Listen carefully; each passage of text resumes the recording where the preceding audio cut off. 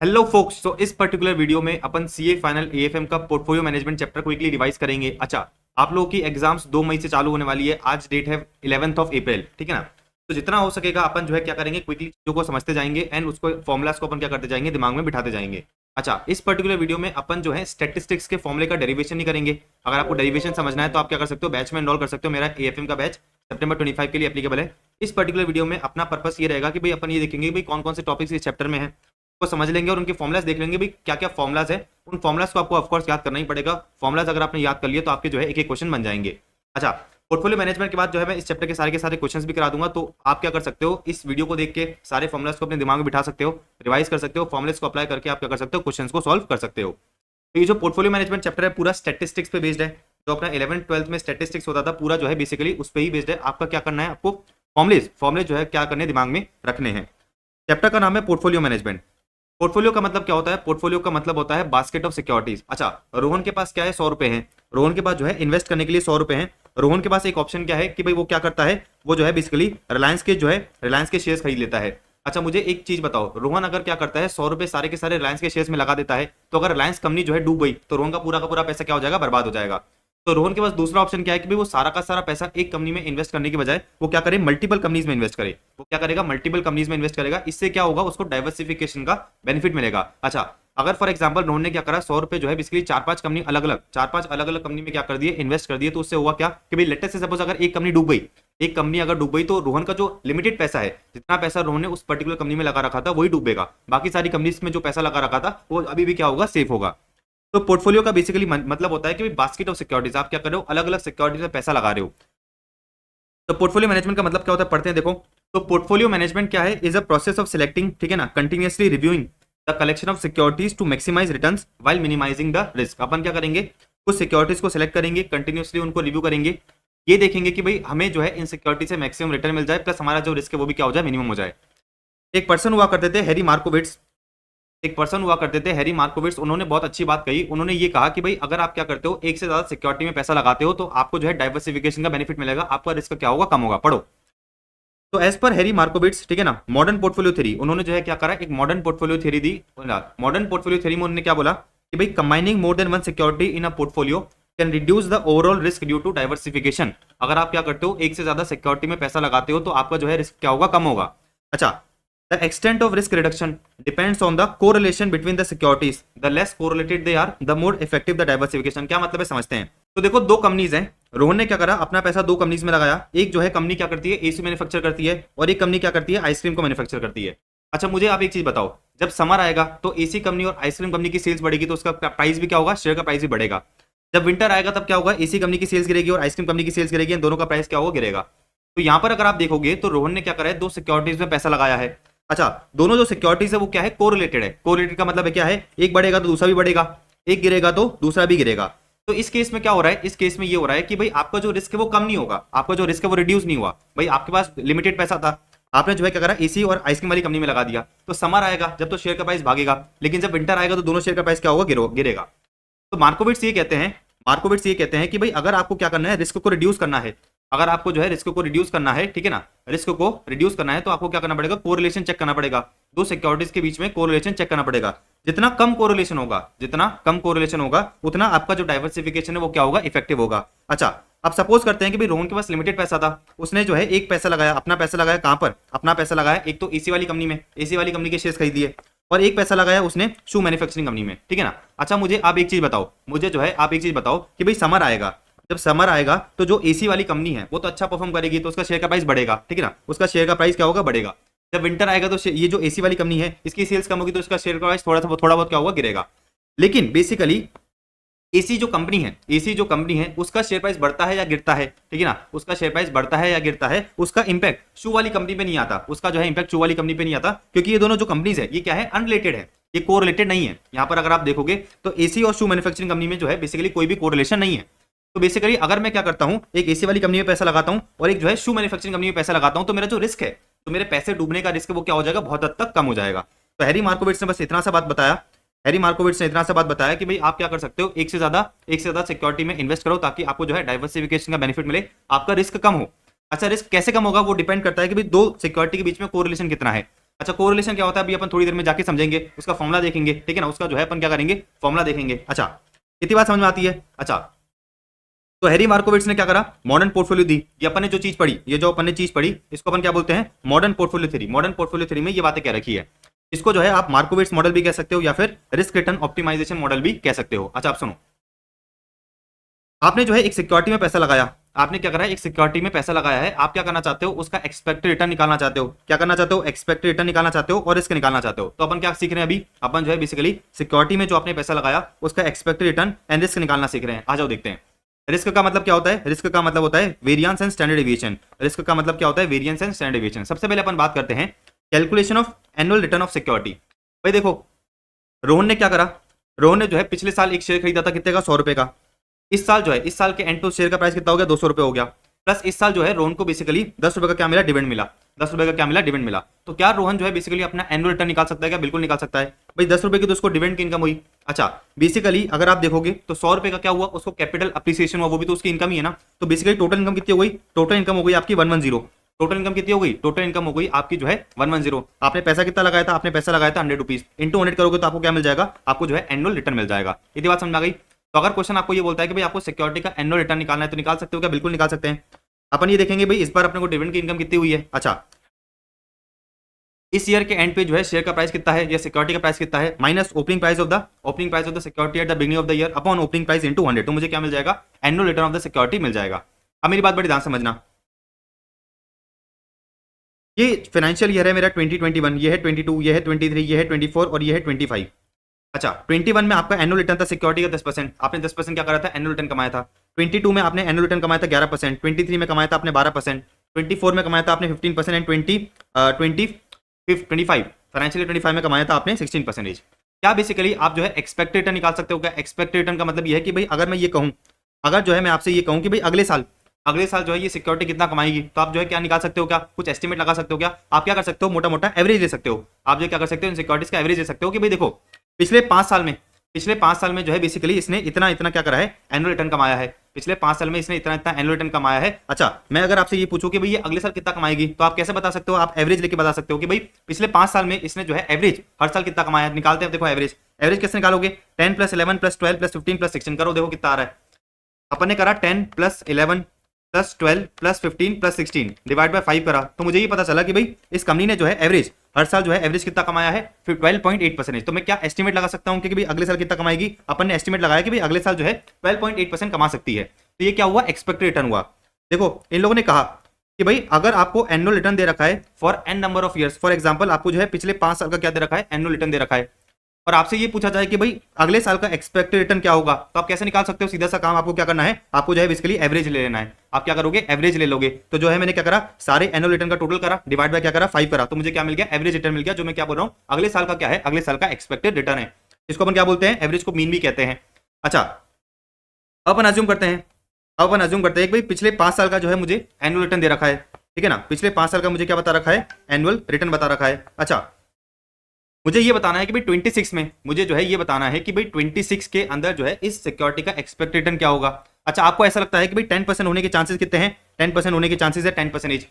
अच्छा 11% होने के चांसेस कितने हैं, 20%। 12% होने के चांसेस कितने हैं, 30%। कितना हो गया, ये हो गया 60। इधर मैं लिखता हूँ 20% एंड अगले लिख देता हूँ 20%। तो बेसिकली पिछले 5 साल का डेटा है, पिछले 5 साल का डेटा है। अच्छा आपको क्या करना है, अगले साल का क्या करना है, एक्सपेक्टेड रिटर्न निकालना है। अच्छा आपको ये पता है कि भाई अगले साल 10%, अगले साल जो है 10% रिटर्न होने की प्रोबेबिलिटी कितनी है, 10%। 11% रिटर्न होने की प्रोबेबिलिटी कितनी है, 20%। 12% रिटर्न होने की प्रोबेबिलिटी कितनी है, 30% एंड सो ऑन। तो क्या आप जो है अगले साल का, क्या आप जो है बेसिकली अगले साल का एक्सपेक्टेड रिटर्न निकाल सकते हो क्या, बिल्कुल निकाल सकते हो। तो 10 होने की प्रोबेबिलिटी कितनी है, 10%। तो 10 × 10% करूंगा तो मुझे क्या मिल जाएगा, मुझे जो है बेसिकली रिटर्न मिल जाएगा। कितना हो जाएगा, ये 10 का 10% कितना हो गया, 1। 11 का 20% करो, 11 का मैंने 20% करा, कितना आ गया, ये आ गया मेरा 2.2। 12 का 30% करो, 12 का 30% करा तो आ गया कितना, 3.6। 15 का 20% करो, 15 का 20% करा तो आ गया 3। 16 का 20% करो, 16 का मैंने 20% करा तो आ गया कितना, 3.2। तो मुझे ये पता चला कि भाई अगले साल का एक्सपेक्टेड रिटर्न क्या हो सकता है। तो कितना हो गया, ये 2.2 + 1 + 3.6 + 3 + 3.2 कितना हो गया, ये हो गया 13। तो मैं ये कहना चाह रहा हूं कि भाई अगर फॉर एग्जांपल आपको प्रोबेबिलिटी दे रखी है, अगर आपको क्या दे रखा है, प्रोबेबिलिटी दे रखी है, तो क्या करोगे, रिटर्न को प्रोबेबिलिटी से मल्टीप्लाई करोगे। अपन ने क्या करा, रिटर्न को प्रोबेबिलिटी से मल्टीप्लाई करा और उन सबका क्या करा, टोटल ले लिया। उन सबका क्या करा, टोटल ले लिया। तो सिग्मा का मतलब क्या होता है, सम। तो आपने क्या करा, सम लिया किसका, एनुअल रिटर्न इनटू प्रोबेबिलिटी का। वेरी इजी, बेसिक मैथ है ये तो। अब मेरी बात बड़े ध्यान से समझना, अब जो है मेरी बात बड़े ध्यान से समझना। पिछले 5 साल का डेटा दे रखा है, पिछले 5 साल का क्या दे रखा है, डेटा दे रखा है। अच्छा, अभी अपन ने क्या करा था, अभी अपन ने जो है सिंपल एवरेज निकाला था, अभी अपन ने क्या करा था, सिंपल एवरेज निकाला था। सिंपल एवरेज कितना निकल के आया था, वापस कर लेते हैं। सिंपल एवरेज कितना निकल के आया था, 10 + 11, 10 + 11 + 12 + 15 + 16 डिवाइड बाय 5। तो आपका जो है बेसिकली अगले साल का एक्सपेक्टेड रिटर्न कितना आया था भाई, एवरेज कितना निकल के आया था, आपका एवरेज निकल के आया था 12.8%।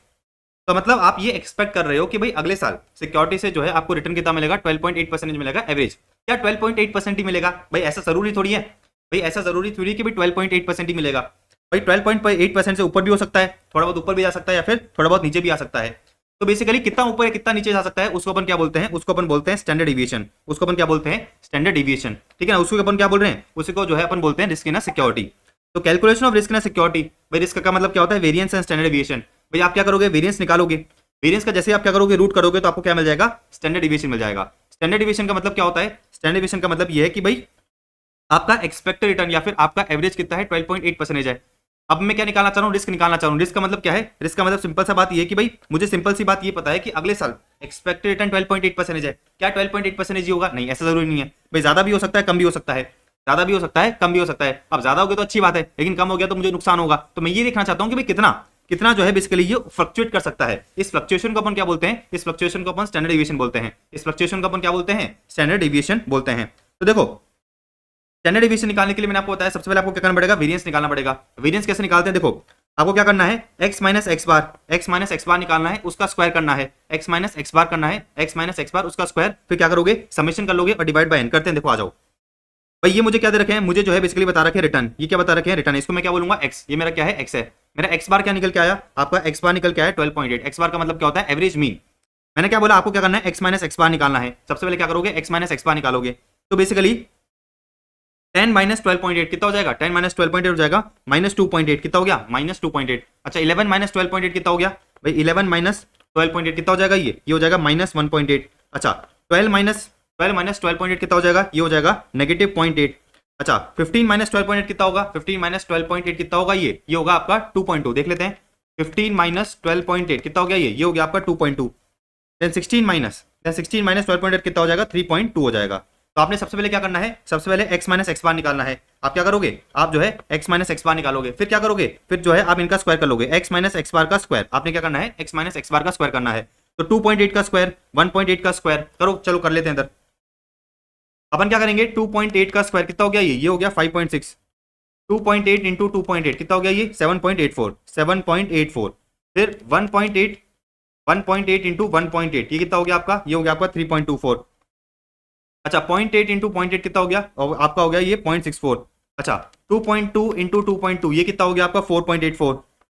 एंड 3.2, 3.2 इंटू 3.2 ये कितना हो गया आपका, ये हो गया आपका 10.24। तो आपने क्या करा, आपने जो है बेसिकली x - x बार निकाला, फिर x - x बार का स्क्वायर कर लिया। अब क्या करोगे, इन सबको ऐड करोगे, इन सबको ऐड कर लो, कितना आ रहा है देखो,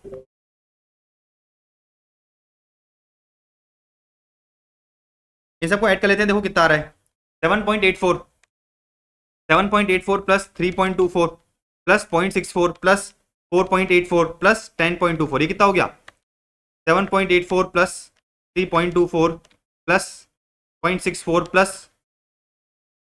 4.84 प्लस 10.24। तो ये कितना हो गया आपका, ये हो गया आपका 26.8। ये कितना हो गया, 26.8। अब वेरिएंस कैसे निकालते हैं, वेरिएंस निकालते हैं अपन x - x बार, x - x बार का स्क्वायर, फिर क्या करोगे, उसका सम टोटल कर लोगे। तो कितना आ गया ये 26.8, कितना आ गया ये हो गया आपका 26.8 डिवाइड बाय n, n कितना है 5। तो 26.8 डिवाइड बाय 5 ये कितना हो गया, 26.8, 26.8 डिवाइड बाय 5 ये हो गया आपका 5.36। ये हो गया कितना, 5.36। अच्छा ये तो आपका क्या निकल के आया, ये आपका निकल के आया वेरिएंस। अब क्या करूंगा मैं, वेरिएंस का रूट करोगे तो आपको क्या मिल जाएगा, स्टैंडर्ड डिविएशन मिल जाएगा। तो 5.36 का आपने क्या करा, रूट करा, तो कितना निकल के आ गया, ये आपका निकल के आ गया स्टैंडर्ड डिविएशन 2.32। इसका मतलब क्या है, इसका मतलब ये है कि भाई देखो हम एक्सपेक्ट कर रहे हैं कि भाई अगले साल जो आपका एवरेज एक्सपेक्ट रिटर्न है वो कितना होगा, 12.8 होगा। लेकिन जरूरी नहीं है 12.8 ही हो भाई, ये तो क्या हो सकता है 2.34 बढ़ के आ सकता है, या फिर 2.32 से घट के आ सकता है। इतनी बात समझ आ गई। इसको अपन क्या बोलते हैं, स्टैंडर्ड डिविएशन निकालना बोलते हैं। तो बेसिकली अगर आपसे क्वेश्चन पूछे कि भाई आपको क्या करना है, अगर आपको जो है बेसिकली सिक्योरिटी का रिस्क बताना है, भाई सिक्योरिटी का रिस्क बताना है, तो आप क्या करोगे, सबसे पहले वेरिएंस निकालोगे और वेरिएंस का जैसे ही आप रूट कर दोगे तो आपको क्या मिल जाएगा, स्टैंडर्ड डिवीजन मिल जाएगा। वेरिएंस कैसे निकालते हैं मैंने आपको समझा दिया भाई। क्या करोगे, x माइनस एक्स बार का स्क्वायर करना, सबको टोटल कर लेना, डिवाइड बाय क्या करना, n कर लेना। जहां पर आपको प्रोबेबिलिटीज दे रखी है, जहां पर आपको क्या दे रखी है, प्रोबेबिलिटीज दे रखी है, वहां पर x माइनस एक्स बार का स्क्वायर करोगे। ये जो आपको बेसिकली x माइनस एक्स बार की वैल्यू मिली है ना, ये जो आपको x माइनस एक्स बार की वैल्यू मिली है, जहां पर अगर क्वेश्चन में प्रोबेबिलिटीज दे रखी है तो इनको जो है क्या करोगे, प्रोबेबिलिटी से मल्टीप्लाई करोगे और प्रोबेबिलिटी से मल्टीप्लाई करने के बाद जो भी अमाउंट आएगा उनका टोटल कर लोगे। ठीक है, तो अपने क्या करा, वेरिएंस निकाला। वेरिएंस का रूट करा तो आपको क्या मिल गया, स्टैंडर्ड डिवीजन मिल गया। वेरिएंस का रूट करोगे तो आपको क्या मिल जाएगा, स्टैंडर्ड डिवीजन मिल जाएगा। अच्छा, मैंने आपको बता दी कि भाई स्टैंडर्ड डिवीजन का जो है ओवरऑल कांसेप्ट क्या होता है। स्टैंडर्ड डिवीजन का मतलब ये कि भाई फ्लक्चुएट कितना हो सकता है, आपका जो रिटर्न है वो फ्लक्चुएट कितना हो सकता है। अब एक टॉपिक आता है कोएफिशिएंट ऑफ वेरिएशन। अच्छा, ये वाली चीजें, ये वाले जो फॉर्मुले है बेसिकली स्टैटिस्टिक्स के हैं। स्टैटिस्टिक्स बोले तो आपने 11th 12th में समझे भी होंगे। एक कांसेप्ट आता है coefficient of variation, coefficient of variation. अच्छा, इसका फॉर्मुला क्या है, standard division divide by mean, standard division divide by mean. अपना स्टैंडर्ड डिवीजन कितना आया था, 2.32। अपना स्टैंडर्ड डिवीजन कितना आ गया था, 2.32। अपना मीन बोले तो एवरेज कितना था, आपका एवरेज था बेसिकली 12.8। तो 2.32 डिवाइड बाय 12.8 करो, कितना आ रहा है ये, 2.32 डिवाइड बाय 12.8, ये हो गया आपका बेसिकली 0.18125। ये आपका क्या है, कोएफिशिएंट ऑफ वेरिएशन है। कोएफिशिएंट ऑफ वेरिएशन का मतलब क्या होता है, कोएफिशिएंट ऑफ वेरिएशन का मतलब ये होता है कि भाई कितना आप रिस्क ले रहे हो विद रिस्पेक्ट टू रिटर्न। भाई बेसिकली मेरा एक्सपेक्टेड रिटर्न कितना है, मेरा एक्सपेक्टेड रिटर्न है 12.8, लेकिन मेरा रिस्क कितना है, भाई मेरा रिस्क ये है कि भाई जो मेरा एक्सपेक्टेड रिटर्न है वो 2.32 से फ्लक्चुएट हो सकता है। तो कोएफिशिएंट ऑफ वेरिएशन का मतलब ये है कि भाई आप कितना रिस्क ले रहे हो विद रिस्पेक्ट टू रिटर्न, कितना रिस्क ले रहे हो विद रिस्पेक्ट टू रिटर्न। तो बेसिकली जितना कम रिस्क होगा वो क्या होगा, बेनिफिशियल होगा। तो देखो क्या दे रखा है कि भाई हायर कोएफिशिएंट ऑफ वेरिएशन का मतलब क्या है, higher risk and vice versa. अगर आपका कोएफिशिएंट ऑफ वेरिएशन कम है, लो है, तो इसका मतलब क्या है कि भाई आपका रिस्क भी कम है। तो on the basis of coefficient of variation, अगर आपसे क्वेश्चन में ये पूछा जाए कि भाई सिक्योरिटी आपको सिलेक्ट करनी है, कौन सी सिलेक्ट करी जाए, तो आप क्या करोगे, आप ये देखोगे भाई जिसका भी कोएफिशिएंट ऑफ वेरिएशन कम है अपन क्या करेंगे, उसको सिलेक्ट करेंगे। यदि बात समझ आ गई तो आपको क्या करना है, आपको जो फॉर्मुला याद करने हैं। ये वाला फॉर्मुला क्या करोगे, वेरिएंस का आपको एक फॉर्मुला याद करना है। वेरिएंस का आपने फॉर्मुला याद कर लिया तो स्टैंडर्ड डिवीजन आपको खुद ही पता चल जाएगा। वेरिएंस का आप रूट करोगे तो आपको क्या मिल जाएगा, स्टैंडर्ड डिवीजन मिल जाएगा। कोएफिशिएंट ऑफ वेरिएशन का मतलब मैंने आपको समझा दिया कि भाई आप कितना रिस्क ले रहे हो विद रिस्पेक्ट टू रिटर्न। तो आप क्या करोगे, standard division divide by mean. Standard division क्या होता है, रिस्क। ये आपका क्या है, रिस्क है, risk with respect to return. Done. अब सुनो, ये तो अपन ने बात करी किसकी, ये तो अपन ने बात करी सिंगल सिक्योरिटी की। अभी अपन ने क्या करा, सिंगल सिक्योरिटी का रिटर्न निकाला और सिंगल सिक्योरिटी का रिस्क निकाला। अगर क्वेश्चन में अपन से ये बोला जाए कि भाई आपको क्या करना है, पोर्टफोलियो का, आपको क्या करना है, पोर्टफोलियो का रिटर्न निकालना है और पोर्टफोलियो का रिस्क निकालना है, तो कैसे निकालेंगे, आ जाओ। सबसे पहले अपन बात करते हैं किसकी, पोर्टफोलियो रिटर्न की। पोर्टफोलियो रिटर्न का मतलब क्या होता है, सिंपल सा मतलब ये है कि भाई आप क्या करोगे, वेटेड एवरेज करोगे ऑफ द इंडिविजुअल सिक्योरिटीज। आ जाओ देखते हैं, आपको क्या करना है, वेटेड एवरेज करना है of the return of individual securities in a portfolio. Suppose करते हैं भाई रोहन के पास क्या है, एक्स सिक्योरिटी है और रोहन के पास क्या है, वाई सिक्योरिटी है।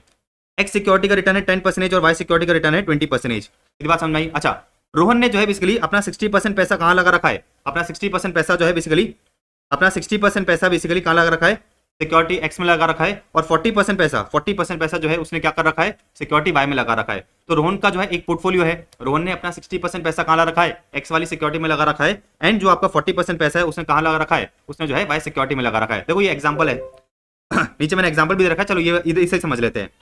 अब रोहन को ये कहा जाए, अब रोहन को जो है बेसिकली ये कहा जाए कि रोहन आप जो है अपने पोर्टफोलियो का क्या करो, रिटर्न निकालो। तो रोहन निकाल सकता है कि रिटर्न, बिल्कुल। रोहन के पोर्टफोलियो में जो है बेसिकली एक्स सिक्योरिटी है जो 10% रिटर्न दे रही है, और रोहन के पोर्टफोलियो में वाई सिक्योरिटी है जो 20% रिटर्न दे रही है। लेकिन जो एक्स सिक्योरिटी है उसका वेट कितना है, 0.6, और जो वाई सिक्योरिटी है उसका वेट कितना है, 0.4। तो बेसिकली क्या रोहन अपना जो है पोर्टफोलियो रिटर्न निकाल सकता है क्या, बिल्कुल। तो 10 का 60% कितना होता है, 6, और 20 का 40% कितना होता है, 8। तो ये कितना हो गया, टोटल 14%। तो रोहन का पोर्टफोलियो रिटर्न कितना हुआ, रोहन का पोर्टफोलियो रिटर्न हुआ 14%। बात समझ में आ गई। तो 20 का 40% कितना होता है, 20 का 40% अपना बेसिकली 8 ही होता है। डन। तो पोर्टफोलियो रिटर्न का मतलब क्या होता है, weighted average return of the individual securities in the portfolio. जो भी आपके पास इंडिविजुअल सिक्योरिटीज है उनके रिटर्न का वेटेड एवरेज ले लो। ये एग्जांपल देखो वही है जो मैंने ऊपर कराया आपको। अच्छा, अब बात करते हैं अपन पोर्टफोलियो के रिस्क की। अपन क्या करना है, अपन को जो है पोर्टफोलियो का रिस्क निकालना है। तो पोर्टफोलियो का रिस्क निकालने के सबसे पहले क्या करोगे, वेरिएंस निकालोगे, और वेरिएंस का रूट करोगे तो आपको क्या मिल जाएगा, स्टैंडर्ड डिवीजन मिल जाएगा। देखो अपन क्या करेंगे, वेरिएंस निकालेंगे, और फिर मैंने जैसे क्या करा, वेरिएंस का रूट करा तो मुझे क्या मिल गया, स्टैंडर्ड डिवीजन मिल गया। अब वेरिएंस कैसे निकालेंगे, आ जाओ देखते हैं। वेरिएंस कैसे निकालेंगे, आ जाओ देखते हैं। तो बेसिकली रोहन के पास एक पोर्टफोलियो है जिसके अंदर दो सिक्योरिटीज है, एक एक्स सिक्योरिटी और एक वाई सिक्योरिटी। अब रोहन को क्या करना है, पोर्टफोलियो का वेरिएंस निकालना है। अगर इंडिविजुअल सिक्योरिटी का वेरिएंस निकालना होता तो अपन ऐसे निकाल देते हैं, अपन क्या करते हैं, इस तरह से निकाल लेते हैं। अब पोर्टफोलियो का वेरिएंस निकालना है, मतलब दो सिक्योरिटीज कंबाइन है, पूरे पोर्टफोलियो का अपन को क्या करना है, वेरिएंस निकालना है। कैसे निकालना है अपने को, तो बेसिकली एक फॉर्मुला है, ये फॉर्मुला आपने जो है बेसिकली अपने बचपन में पढ़ा होगा, ठीक है ना, a plus B whole square क्या होता है, a square plus B square plus 2ab। ये फॉर्मुला अपन यूज करेंगे। यही फॉर्मुला आपको क्या करना है, यूज करना है, तो आपको क्या मिल जाएगा, पोर्टफोलियो का वेरिएंस मिल जाएगा। इतनी बात समझ में आई? अच्छा, ए का मतलब क्या है, देखो ए का मतलब क्या है, ए का मतलब ये है कि भाई आपके पास जो सिक्योरिटी एक्स है उसका standard deviation into security x का वेट इन पोर्टफोलियो। अच्छा, बी का मतलब क्या है, बी का मतलब है कि भाई सिक्योरिटी वाई का standard deviation into security Y का क्या वेट। बात समझ आई? तो मेरे पास दो सिक्योरिटी है एक्स और वाई, स्टैंडर्ड डेविएशन लिख लेता हूं, इधर 2 है, 2% है और इधर कितना है, 4% है। वेट की बात कर लेता हूं, वेट कितना है, वेट है मेरा, अपन अज्यूम करते हैं इधर 60% वेट है और इधर कितना है, 40% वेट है। तो ए क्या हो जाएगा मेरा, ए हो जाएगा बेसिकली मेरा स्टैंडर्ड डेविएशन ऑफ एक्स, क्या हो जाएगा, standard deviation of X into weight of x, wait of x कितना है 0.6, ये तो क्या हो गया मेरा, ए हो गया।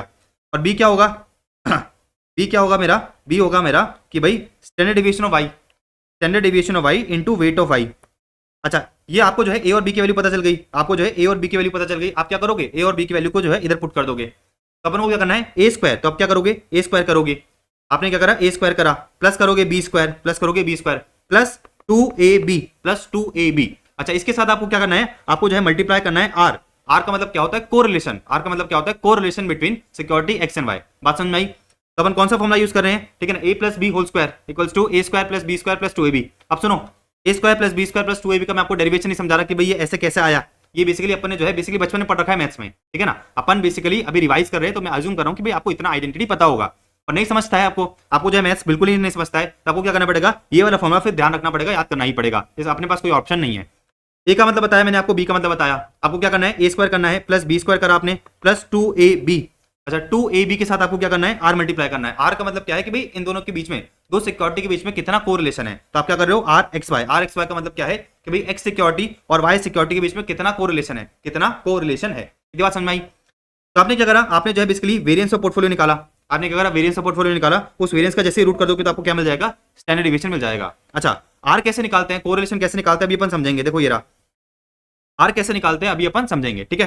फॉर्मुला समझ में आ गया आपको, सिंपल सा फॉर्मुला है, a square plus B square plus 2ab। अच्छा, 2ab के साथ आपको क्या करना पड़ेगा, आर से मल्टीप्लाई करना पड़ेगा, 2ab को जो है आर से मल्टीप्लाई करना पड़ेगा, और आर क्या है, कोरिलेशन है। अच्छा, आप सुनो, अगर आपके पोर्टफोलियो में 3 सिक्योरिटीज है, अगर आपके पोर्टफोलियो में क्या है, 3 सिक्योरिटीज है एक्स वाई जेड, अगर आपके पोर्टफोलियो में 3 सिक्योरिटीज है, तो अब इसका किस तरह से अपन क्या करें, वेरिएंस एंड स्टैंडर्ड डेविएशन निकालें। तो आपने जो है अगेन बचपन में एक आइडेंटिटी पढ़ी होगी, a plus b plus c whole square, क्या होता है, a square plus B square plus c square plus 2ab plus 2bc plus 2ca। अच्छा, अगेन आपको क्या काम करना है, अगेन आपको काम करना है कि भाई 2ab को क्या करोगे, आर से मल्टीप्लाई करोगे of A and B, 2bc को क्या करोगे, आर से मल्टीप्लाई करोगे ऑफ बी एंड सी। अच्छा, आर का मतलब क्या है, आर का मतलब है कि भाई ए और बी सिक्योरिटी में कितना कोरिलेशन है, बी और सी सिक्योरिटी में कितना कोरिलेशन है, एंड सी और ए सिक्योरिटी में कितना कोरिलेशन है। तो ये वाली आइडेंटिटी मैंने इसलिए लिखी है ताकि आपको बेसिकली याद रहे। अच्छा, एबीसी का मतलब क्या है, देखो अगेन वही बात, आपके पास 3 सिक्योरिटी है एक्स वाई जेड, आपके पास 3 सिक्योरिटी है एक्स वाई जेड। ए का मतलब क्या है कि भाई एक्स का स्टैंडर्ड डेविएशन इनटू एक्स का वेट, वाई का स्टैंडर्ड डेविएशन इनटू वाई का वेट, और जेड का स्टैंडर्ड डेविएशन इनटू जेड का वेट। तो आपको एबीसी पता चल गया, अब क्या करोगे, बस वैल्यू पुट करोगे, आप क्या करोगे, इधर वैल्यूज पुट करोगे। सबसे पहले आपने क्या करा, ए स्क्वायर करा, देखो ये रहा ए स्क्वायर, फिर आपने करा बी स्क्वायर, प्लस करा आपने सी स्क्वायर, फिर क्या करोगे 2ab, देखो ये रहा 2ab। अच्छा, फिर आपको क्या करना है, आर से मल्टीप्लाई करना है, तो आपने क्या करा, आर से मल्टीप्लाई करा आर ऑफ एक्स वाई। इसी तरह से आप क्या करोगे 2bc एंड 2ca, डन है। वेरिएंस निकल गया, वेरिएंस का आप रूट करोगे तो आपको क्या मिल जाएगा, स्टैंडर्ड डेविएशन मिल जाएगा, डन। आर निकालना भी अपन सीखेंगे। अब देखो मैंने आपको बताया ऊपर कि भाई अगर आपको क्या करना है, पोर्टफोलियो का वेरिएंस निकालना है, तो आपको क्या करना पड़ेगा, आर निकालना पड़ेगा। आर का मतलब क्या होता है, correlation between two securities, correlation between two securities. अब देखो कोरिलेशन का मतलब क्या होता है कि भाई दो सिक्योरिटी के बीच में कितना रिश्ता है, डिग्री ऑफ रिलेशनशिप। तो correlation measures the degree of relationship between the return of two securities. अच्छा, it helps investor understand how two securities move relative to each other, ठीक है ना। अब मेरी बात बड़ी ध्यान समझना, कोरिलेशन का मतलब क्या होता है, कोरिलेशन का मतलब होता है कि भाई दो सिक्योरिटी के रिटर्न के बीच में कितना बेसिकली रिलेशन है। अच्छा, कोरिलेशन परफेक्ट पॉजिटिव हो सकता है, परफेक्ट नेगेटिव हो सकता है, और एक हो सकता है जीरो कोरिलेशन। परफेक्ट पॉजिटिव का मतलब क्या है, परफेक्ट पॉजिटिव का मतलब यह है कि भाई दोनों सिक्योरिटी का रिटर्न एक ही डायरेक्शन में बढ़ेगा, मतलब अगर एक सिक्योरिटी का रिटर्न बढ़ता है तो दूसरी सिक्योरिटी का रिटर्न भी बढ़ेगा। तो परफेक्ट पॉजिटिव का मतलब क्या है कि भाई दोनों सिक्योरिटी का जो रिटर्न है वो सेम डायरेक्शन में बढ़ेगा, मतलब अगर एक बढ़ता है, ठीक है ना, एक बढ़ता है तो दूसरा भी बढ़ेगा, एक गिरता है तो दूसरा भी गिरेगा। एक होता है परफेक्ट नेगेटिव कोरिलेशन, मतलब अगर एक सिक्योरिटी बढ़ती है तो दूसरी सिक्योरिटी गिरेगी। इसका मतलब क्या है कि भाई मूव इन अपोजिट डायरेक्शंस, अगर एक सिक्योरिटी का रिटर्न बढ़ता है तो दूसरी सिक्योरिटी क्या होगी, गिरेगी। और एक होता है नो कोरिलेशन, नो कोरिलेशन का मतलब क्या होता है कि भाई कोई रिलेशन ही नहीं है, कोई दो सिक्योरिटी के रिटर्न में कोई रिलेशन नहीं है। परफेक्ट पॉजिटिव का आप एग्जांपल दे सकते हो क्या, बिल्कुल दे सकते हैं, एक एसी वाली कंपनी और एक आइसक्रीम कंपनी, ठीक है ना, एक एसी वाली कंपनी और एक आइसक्रीम वाली कंपनी। तो अगर एसी वाली कंपनी का शेयर प्राइस बढ़ता है तो आइसक्रीम वाली कंपनी का भी शेयर प्राइस बढ़ेगा, अगर एसी वाली कंपनी का शेयर प्राइस गिरता है तो आइसक्रीम वाली कंपनी का भी शेयर प्राइस गिरेगा। परफेक्ट नेगेटिव का बता सकते हो क्या एग्जांपल? परफेक्ट नेगेटिव का भी अपन ले सकते हैं। परफेक्ट नेगेटिव क्या बोल सकते हो? एसी और हीटर, एसी और हीटर वाली कंपनी। भाई समर में क्या होगा? समर में एसी की सेल्स बढ़ेगी तो हीटर की सेल्स गिरेगी। तो समर में क्या होगा? एसी का जो रिटर्न है, एसी का जो रिटर्न है बढ़ेगा, लेकिन हीटर का रिटर्न गिरेगा। विंटर में क्या होगा? हीटर का रिटर्न बढ़ेगा और एसी का रिटर्न क्या होगा? गिरेगा। उसको अपन क्या बोलते हैं? Perfect negative. Perfect negative correlation का मतलब क्या है कि दो सिक्योरिटीज के बीच में अगर परफेक्ट नेगेटिव कोरिलेशन है तो इसका सिंपल सा मतलब ये है कि भाई दोनों जो सिक्योरिटी के रिटर्न है वो अपोजिट डायरेक्शन मूव करते हैं। तो अगर एक बढ़ता है तो दूसरा गिरता है, और एक गिरता है तो दूसरा बढ़ता है। एक होता है जीरो कोरिलेशन, एक होता है जीरो कोरिलेशन। जैसे फॉर एग्जांपल एसी और शू मैन्युफैक्चरिंग कंपनी, एसी और शू मैन्युफैक्चरिंग कंपनी, तो बेसिकली इन दोनों का जो रिटर्न है वो बिल्कुल भी कोरिलेटेड नहीं है। उसको अपन क्या बोलते हैं? No correlation. मतलब दो सिक्योरिटी के रिटर्न में कोई भी कोरिलेशन नहीं है। इतनी बात समझ में आई? तो देखो क्या दे रखा है, आर रेंजेस फ्रॉम -1 टू +1। देखो ये रहा ना, -1 से लेके +1। अच्छा ये तो थोड़ा सा करेक्शन कर लेना, ये परफेक्ट पॉजिटिव +1 होगा और ये परफेक्ट नेगेटिव क्या होगा? -1 होगा, ठीक है ना। तो जो आपका आर है, जो आपका आर है, ठीक है ना, वो रेंज करता है फ्रॉम -1 से +1। -1 से लेके +1 के बीच में क्या होता है? रेंज करता है। डन। अब सुनो, कोरिलेशन निकालेंगे कैसे? भाई दो सिक्योरिटी के बीच में मुझे कोरिलेशन निकालना है कि भाई कितना कोरिलेशन है। कैसे निकालूंगा? उसका फॉर्मूला है। उसका क्या है? एक फॉर्मूला है। फॉर्मूला समझते हैं। देखो उसका एक फॉर्मूला है, फॉर्मूला समझते हैं। तो R X Y, R X Y का मतलब क्या है कि भाई एक्स और वाई के बीच में कितना कोरिलेशन है, कैसे निकालोगे? तो उसका फॉर्मूला क्या है? आपको सबसे पहले क्या करना पड़ेगा? एक्स और वाई का कोवेरियंस निकालना पड़ेगा। आप क्या करोगे? कोवेरियंस निकालोगे between X and Y divide by standard deviation of X into standard deviation Y. तो आपको क्या मिल जाएगा? कोरिलेशन मिल जाएगा बिटवीन टू सिक्योरिटीज। अच्छा अभी कोवेरियंस क्या होता है? अभी कोवेरियंस क्या होता है बिल्कुल मैं आपको बताता हूं। कोवेरियंस कैसे निकालेंगे वो भी समझेंगे। तो अभी अपन ने देखा कि भाई पोर्टफोलियो रिस्क निकालने के लिए आपको क्या चाहिए रहेगा? आपको जो है बेसिकली कोरिलेशन चाहिए रहेगा। कोरिलेशन आपने निकाला, कोरिलेशन का फॉर्मूला क्या होता है? कोवेरियंस अपॉन दोनों का स्टैंडर्ड डेविएशन, कोवेरियंस अपॉन दोनों का स्टैंडर्ड डेविएशन। अच्छा आर एक्स एम, अच्छा ये वाला तो दूसरा फॉर्मूला है। ये वाली जो दो चीजें दे रखी है इसके लिए दे रखी है। पहले मैं आपको जो है कोवेरियंस समझा देता हूं। तो अभी मैंने आपको जो है कोरिलेशन का फॉर्मूला बताया, कोवेरियंस, कोवेरियंस डिवाइड बाय दोनों का स्टैंडर्ड डेविएशन। अच्छा अब कोवेरियंस कैसे निकालेंगे? आ जाओ। अगर दो सिक्योरिटी के बीच का आपको कोवेरियंस निकालना है, कोवेरियंस निकालना है तो कोवेरियंस कैसे निकालेंगे? आ जाओ समझते हैं। तो आपको क्या करना है? आपको जो है बेसिकली x माइनस एक्स बार निकालना है, y माइनस वाई बार निकालना है, ठीक है ना। दोनों को मल्टीप्लाई करना है, उनका सम लेना है, डिवाइड बाय क्या कर दोगे? n कर दोगे, ठीक है ना। तो देखो ये x रिटर्न है, ये x सिक्योरिटी, इसका आपको रिटर्न दे रखा होगा, इसका आपको रिटर्न दे रखा होगा। आपने क्या करना है? x माइनस एक्स बार निकालना है, ठीक है ना। फिर आपको जो है y सिक्योरिटी दे रखी होगी, उसका आपको रिटर्न दे रखा होगा। फिर क्या करोगे? y माइनस वाई बार निकालोगे, y माइनस वाई बार आपने निकाला। फिर आपको क्या करना है? दोनों को मल्टीप्लाई करना है, इन दोनों को क्या करोगे? मल्टीप्लाई करोगे। तो आपने क्या करना है? x minus X bar into Y minus Y बार करना है। अच्छा ये जो आपकी वैल्यूज आएगी, ये जो आपकी वैल्यूज आएगी, इनका क्या करोगे? टोटल करोगे और डिवाइड बाय n कर दोगे तो आपको क्या मिल जाएगा? कोवेरियंस मिल जाएगा। क्या मिल जाएगा? कोवेरियंस मिल जाएगा। कोवेरियंस क्या होता है, कैसे होता है, ये अपन जो है बेसिकली रेगुलर लेक्चर में समझेंगे। अभी अपने पास बहुत ज्यादा समय नहीं है क्योंकि आपके एग्जाम्स 20 दिन दूर है। तो अभी आपका काम ये है कि भाई फॉर्मुला जो है दिमाग में बिठाओ, फॉर्मुला समझो कि भाई होता क्या है, अकॉर्डिंगली एग्जाम में जो है क्या करो? क्वेश्चन करके पूरे पूरे नंबर लेके आओ। डन। तो अगर अपने को क्या करना है? सिक्योरिटी एक्स और सिक्योरिटी वाई, अगर अपने को सिक्योरिटी एक्स और सिक्योरिटी वाई का क्या करना है? कोवेरियंस निकालना है। तो मैंने आपको बता दिया कैसे निकालेंगे भाई। एक्स माइनस एक्स बार, वाई माइनस वाई बार, ठीक है ना। इन दोनों को मल्टीप्लाई कर दो और फिर क्या करोगे? अब उनका समेशन कर लोगे डिवाइड बाय n, तो आपको क्या मिल जाएगा? कोवेरियंस मिल जाएगा।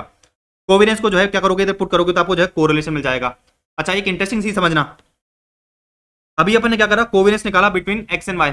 अगर मैं आपसे कहूं कि भाई आपको जो है करना है कोवेरियंस निकालना है बिटवीन एक्स एंड एक्स, तो फॉर्मुला क्या बनेगा? एक्स माइनस एक्स बार, ठीक है ना। और एक्स माइनस एक्स बार, एक्स माइनस एक्स बार को मल्टीप्लाई करोगे एक्स माइनस एक्स बार से, उसका समीशन लोगे और डिवाइड बाय n करोगे। यही करोगे ना भाई। y की जगह क्या हो जाएगा? x हो जाएगा।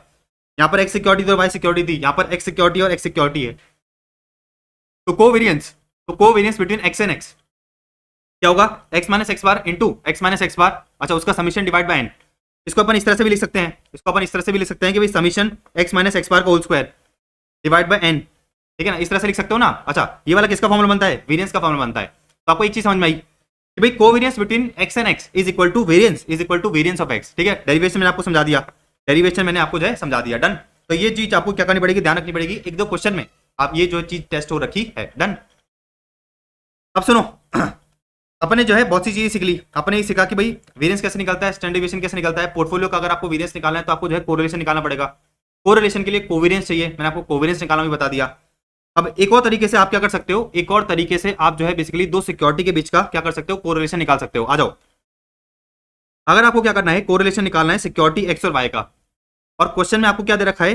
कोरिलेशन दे रखा है एक्स और मार्केट का, और कोरिलेशन दे रखा है वाई और मार्केट का। तो अगर आप क्या करोगे? इन दोनों को मल्टीप्लाई करोगे। अगर इन दोनों को मल्टीप्लाई करोगे तो आपको क्या मिल जाएगा? आपको जो है बेसिकली मिल जाएगा correlation between X and Y. बात समझ में आ गई? तो अगर आपको जो है क्वेश्चन में क्या दे रखा है, कोरिलेशन दे रखा है between security and market, between x security and market, अच्छा कोरिलेशन दे रखा है वाई सिक्योरिटी एंड मार्केट, तो इन दोनों को अगर आप मल्टीप्लाई करोगे तो आपको क्या मिल जाएगा, आपको जो है बेसिकली कोरिलेशन मिल जाएगा बिटवीन एक्स एंड वाई, ठीक है। तो वही चीज दे रखी है कि भाई आर एक्स वाई का दूसरा फॉर्मूला क्या है, आर एक्स वाई का दूसरा फॉर्मूला है R X M into R Y M, done. अच्छा आर एक्स एम का मतलब क्या होता है, correlation between security X and market, R Y M का मतलब क्या होता है, correlation between security Y and market, done है। तो मेरी मजबूरी है कि मैं अभी आपको जो है बहुत सारे डेरिवेशन समझा नहीं सकता, बट अभी आपका काम ये है कि भाई कुछ फॉर्मुलेज हैं, 6-7 फॉर्मुलेज आपको इसमें मिलेंगे, 6-7 फॉर्मुले को समझ लो, ठीक है। 6-7 फॉर्मुले आपने दिमाग में बिठा लिए, रट लो, एग्जाम में जाओ, फॉर्मुले लिखो, सॉल्व करो, पूरे नंबर लेके आओ, डन।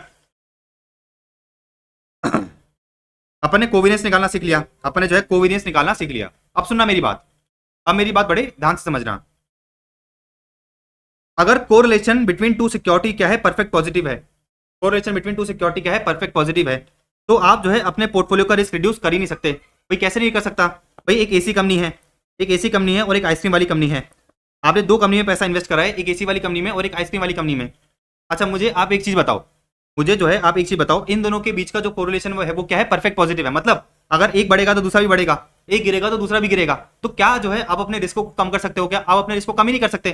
क्यों कम नहीं कर सकते, क्योंकि अगर एक बढ़ता है तो दूसरा भी बढ़ेगा, अगर एक गिरेगा तो दूसरा भी गिरेगा, एक गिरेगा तो दूसरा भी गिरेगा। तो विंटर सीजन में क्या होगा, विंटर सीजन में बेसिकली अगर एक सिक्योरिटी गिरेगी तो दूसरी सिक्योरिटी भी गिरेगी, तो किसी भी तरह से आप जो है अपने रिस्क को कम नहीं कर सकते। तो इन लोगों ने कहा कि भाई अगर कोरिलेशन बिटवीन टू सिक्योरिटी क्या है, परफेक्ट पॉजिटिव है, तो risk of portfolio can not be reduce. आप लॉजिकली सोचो ना, आप लॉजिकली सोचो कि भाई आपने जो है अपना पैसा एसी वाली कंपनी और आइसक्रीम वाली कंपनी में लगा रखा है, और विंटर सीजन आ जाता है तो दोनों का जो रिटर्न वो गिरेगा, दोनों का रिटर्न है वो क्या होगा, गिरेगा। आप अपने रिस्क को किसी भी तरह से कम नहीं कर सकते, पसंद नहीं। तो इन लोगों ने कहा कि भाई risk of portfolio can simply be calculated by weighted average risk of individual securities in the portfolio. तो मैंने अभी आपको ये सिखाया कि भाई अगर आपको क्या करना है, पोर्टफोलियो का वेरिएंस निकालना है, ठीक है ना, पोर्टफोलियो का रिस्क निकालना है, तो क्या करोगे, वेरिएंस निकालोगे, वेरिएंस का अंडर रूट करोगे तो आपको क्या मिल जाएगा, स्टैंडर्ड डेविएशन मिल जाएगा। तो इन लोगों ने एक चीज कही कि भाई अगर आपको क्या करना है, पोर्टफोलियो का क्या करना है, पोर्टफोलियो का जो है बेसिकली आपको रिस्क निकालना है, रिस्क बोले तो वेरिएंस स्टैंडर्ड डेविएशन। तो पोर्टफोलियो का रिस्क निकालना मैंने आपको बड़ा फॉर्मुला बताया, देखो ये रहा, a square plus B square plus 2ab। तो या तो आप क्या कर सकते हो, a square plus B square plus 2ab को यूज कर सकते हो, या फिर आप दूसरा क्या कर सकते हो, डायरेक्टली जो भी दोनों सिक्योरिटी का क्या है रिस्क है उसका वेटेड एवरेज लो, दोनों का आंसर क्या होगा, सेम ही आएगा, दोनों का जो आंसर होगा वो क्या होगा, सेम ही होगा। तो एक तो तरीका क्या है कि जो मैंने आपको ऊपर लंबा वाला फॉर्मुला बताया आप उसको फॉलो कर लो। एक दूसरा तरीका ये है कि भाई आप दोनों सिक्योरिटी का स्टैंडर्ड डेविएशन लो, उनका वेटेड एवरेज कर लो, उनका क्या कर लो, वेटेड एवरेज कर लो, बात समझ नहीं। तो ये वाला फॉर्मुला कब यूज होगा, ये वाला फॉर्मुला कब यूज होगा, जब बेसिकली दो सिक्योरिटी जो आपके पोर्टफोलियो में है उनका जो कोरिलेशन है वो क्या है, परफेक्ट पॉजिटिव है, क्या है, परफेक्ट पॉजिटिव। अब सुनो, अगर कोरिलेशन बिटवीन टू सिक्योरिटी क्या है, परफेक्ट नेगेटिव है, ठीक है ना, दो सिक्योरिटी का जो कोरिलेशन है वो क्या है, परफेक्ट नेगेटिव है, तो आप क्या कर सकते हो, अपने पोर्टफोलियो का रिस्क जीरो कर सकते हो। Then the risk of portfolio can be reduce to zero with the help of optimum weights and it is called zero risk portfolio. क्या मतलब कि भाई फॉर एग्जांपल आपने जो है क्या करा, एक एसी वाली कंपनी में पैसा लगाया और एक जो है पैसा लगाया किसमें, एक जो है पैसा लगाया हीटर वाली कंपनी में, ठीक है ना। तो यहाँ पर अगर आप देखोगे तो ये जो दोनों कंपनी का कोरिलेशन है वो क्या है, परफेक्ट नेगेटिव है। अगर एक कंपनी का रिटर्न बढ़ता है, एक कंपनी की सेल्स बढ़ती है, तो दूसरी कंपनी की सेल्स क्या होगी, गिरेगी, एंड वाइसा वर्सा। तो यहाँ पर क्या कर सकते हो आप, ऑप्टिमम वेट्स को यूज करके अपने जो पोर्टफोलियो है उसमें जो है ऑप्टिमम वेट्स को यूज करके अपना रिस्क को क्या कर सकते हो, जीरो कर सकते हो, अपने रिस्क को क्या कर सकते हो, जीरो कर सकते हो। क्योंकि यहाँ पे मुझे पता है अगर एक बढ़ेगा तो दूसरा गिरेगा, एक गिरेगा तो दूसरा बढ़ेगा, तो मैं क्या कर सकता हूँ, अपने पोर्टफोलियो में इन दो सिक्योरिटीज का एक ऑप्टिमम वेट लगा के क्या कर सकता हूँ, ऑप्टिमम वेट लगा के अपने रिस्क को जीरो कर सकता हूँ। अच्छा उसको अपन क्या बोलते हैं, जीरो रिस्क पोर्टफोलियो। अब सवाल जो है बेसिकली ये आता है कि भाई दोनों सिक्योरिटी का वेट अपने पोर्टफोलियो में क्या लिया जाए। तो लोगों ने कहा कि भाई अगर आपको वेट निकालना है, अगर आपको जो है जीरो रिस्क पोर्टफोलियो में क्या करना है, ऑप्टिमम वेट निकालना है, तो किस तरह से निकाल सकते हो। तो लोगों ने कहा वेट ऑफ एक्स, भाई वेट ऑफ एक्स कैसे निकालोगे, standard deviation of Y divide by standard deviation of X plus standard deviation of Y. बात समझ आ गई। तो फॉर एग्जांपल आपको जो है वेट ऑफ एक्स मिला कितना, 0.6, तो वेट ऑफ वाई कितना होगा, 1 माइनस 0.6 कितना हो जाएगा, ये हो जाएगा आपका 0.4। इतनी बात समझ आई। अच्छा ये फॉर्मुला कैसे डिराइव हुआ, तो डेरिवेशन ये वाला जो फॉर्मुला है इस पर्टिकुलर अमाउंट से डिराइव हुआ, इस पर्टिकुलर फॉर्मुले से डिराइव हुआ। तो देखो जीरो रिस्क पोर्टफोलियो का मतलब क्या है, जीरो रिस्क पोर्टफोलियो का मतलब है कि भाई आपके पोर्टफोलियो में रिस्क क्या है, जीरो है, आपके पोर्टफोलियो में क्या है, रिस्क जीरो है। अच्छा equals to weight of X into standard deviation of X minus weight of Y into standard deviation of Y. Minus का साइन क्यों लगा रहा हूं, माइनस का साइन इसलिए लगा रहा हूं क्योंकि एक सिक्योरिटी बढ़ती है तो दूसरी सिक्योरिटी गिरेगी, अगर एक सिक्योरिटी बढ़ती है तो दूसरी सिक्योरिटी क्या होगी, गिरेगी। तो नेगेटिव, इसके बीच में क्या है, नेगेटिव कोरिलेशन है। तो जब आप क्या करोगे, इस इक्वेशन को सॉल्व करोगे इस इक्वेशन को क्या करोगे, सॉल्व करोगे तो आपको क्या मिलेगा, आपको जो है ये वाला बेसिकली क्या मिलेगा, फॉर्मुला मिलेगा। तो मैंने आपको ये बताया कि भाई जहां पर आपका पोर्टफोलियो, जहां पर आपके पोर्टफोलियो में दो सिक्योरिटीज है वो क्या है, उसके बीच में परफेक्ट पॉजिटिव क्या है, कोरिलेशन है, तो आप अपने रिस्क को कम ही नहीं कर सकते भाई। लॉजिकली मैंने आपको बता दिया हो ही नहीं सकता कम। अगर एक बढ़ेगा दूसरा भी बढ़ेगा, एक गिरेगा दूसरा भी गिरेगा। लेकिन लेकिन लेकिन लेकिन लेकिन लेकिन अगर दो सिक्योरिटी के बीच में क्या है, अगर दो सिक्योरिटी के बीच में परफेक्ट नेगेटिव कोरिलेशन है तो उसमें आप अपने रिस्क को कम कर सकते हो। कैसे कम कर सकते हो, आपको पता है भाई, अगर हीटर का जो है क्या होता है, हीटर का रिटर्न गिरता है तो एसी का जो है क्या होगा, रिटर्न बढ़ेगा। एसी का रिटर्न क्या होगा, बढ़ेगा। इस तरह से अगर एसी का रिटर्न गिरता है तो हीटर का रिटर्न क्या होगा, बढ़ेगा। तो आप क्या कर सकते हो, एक ऑप्टिमम अमाउंट ऑफ वेट्स क्या कर सकते हो, ऑप्टिमम अमाउंट ऑफ वेट्स जो है क्या कर सकते हो, अपने पोर्टफोलियो में डाल के अपने रिस्क को जो है इफेक्टिवली जीरो कर सकते हो।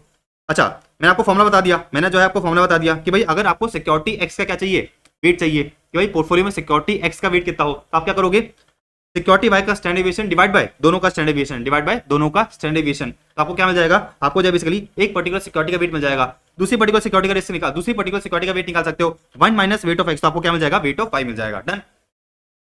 तो आपको अगेन ये करना पड़ेगा, अगेन जो है ये वाला फॉर्मुला याद रखना पड़ेगा। अच्छा, फॉर्मुला याद करने का मैं आपको इसलिए बोल रहा हूं क्योंकि एग्जाम में आपको जो है बेसिकली डेरिवेशन में नहीं घुसना है। एग्जाम में तो क्वेश्चन आया, आपको पता होना चाहिए कि क्या फॉर्मुला लग रहा है, फॉर्मुला लिखा, उसके बाद जो है आपने क्या करा, पूरा सॉल्व करा और मार्क्स ले लिए। क्योंकि एग्जाम में अपने पास 3 घंटे ही होते हैं, एग्जाम में अपने पास लिमिटेड समय होता है, तो अपन क्या करेंगे, लिमिटेड समय को इफेक्टिवली यूटिलाइज करेंगे।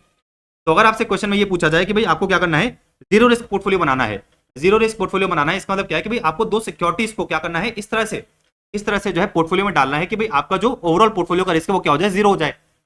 और मैंने आपको बता दिया कि भाई आपका जो ऑप्टिमम वेट है वो कैसे निकलेगा। अब सुना मेरी बात, अगर परफेक्ट पॉजिटिव होता है तो आपका रिस्क कम नहीं हो सकता, अगर परफेक्ट नेगेटिव होता है तो आप क्या कर सकते हो, रिस्क को जीरो कर सकते हो।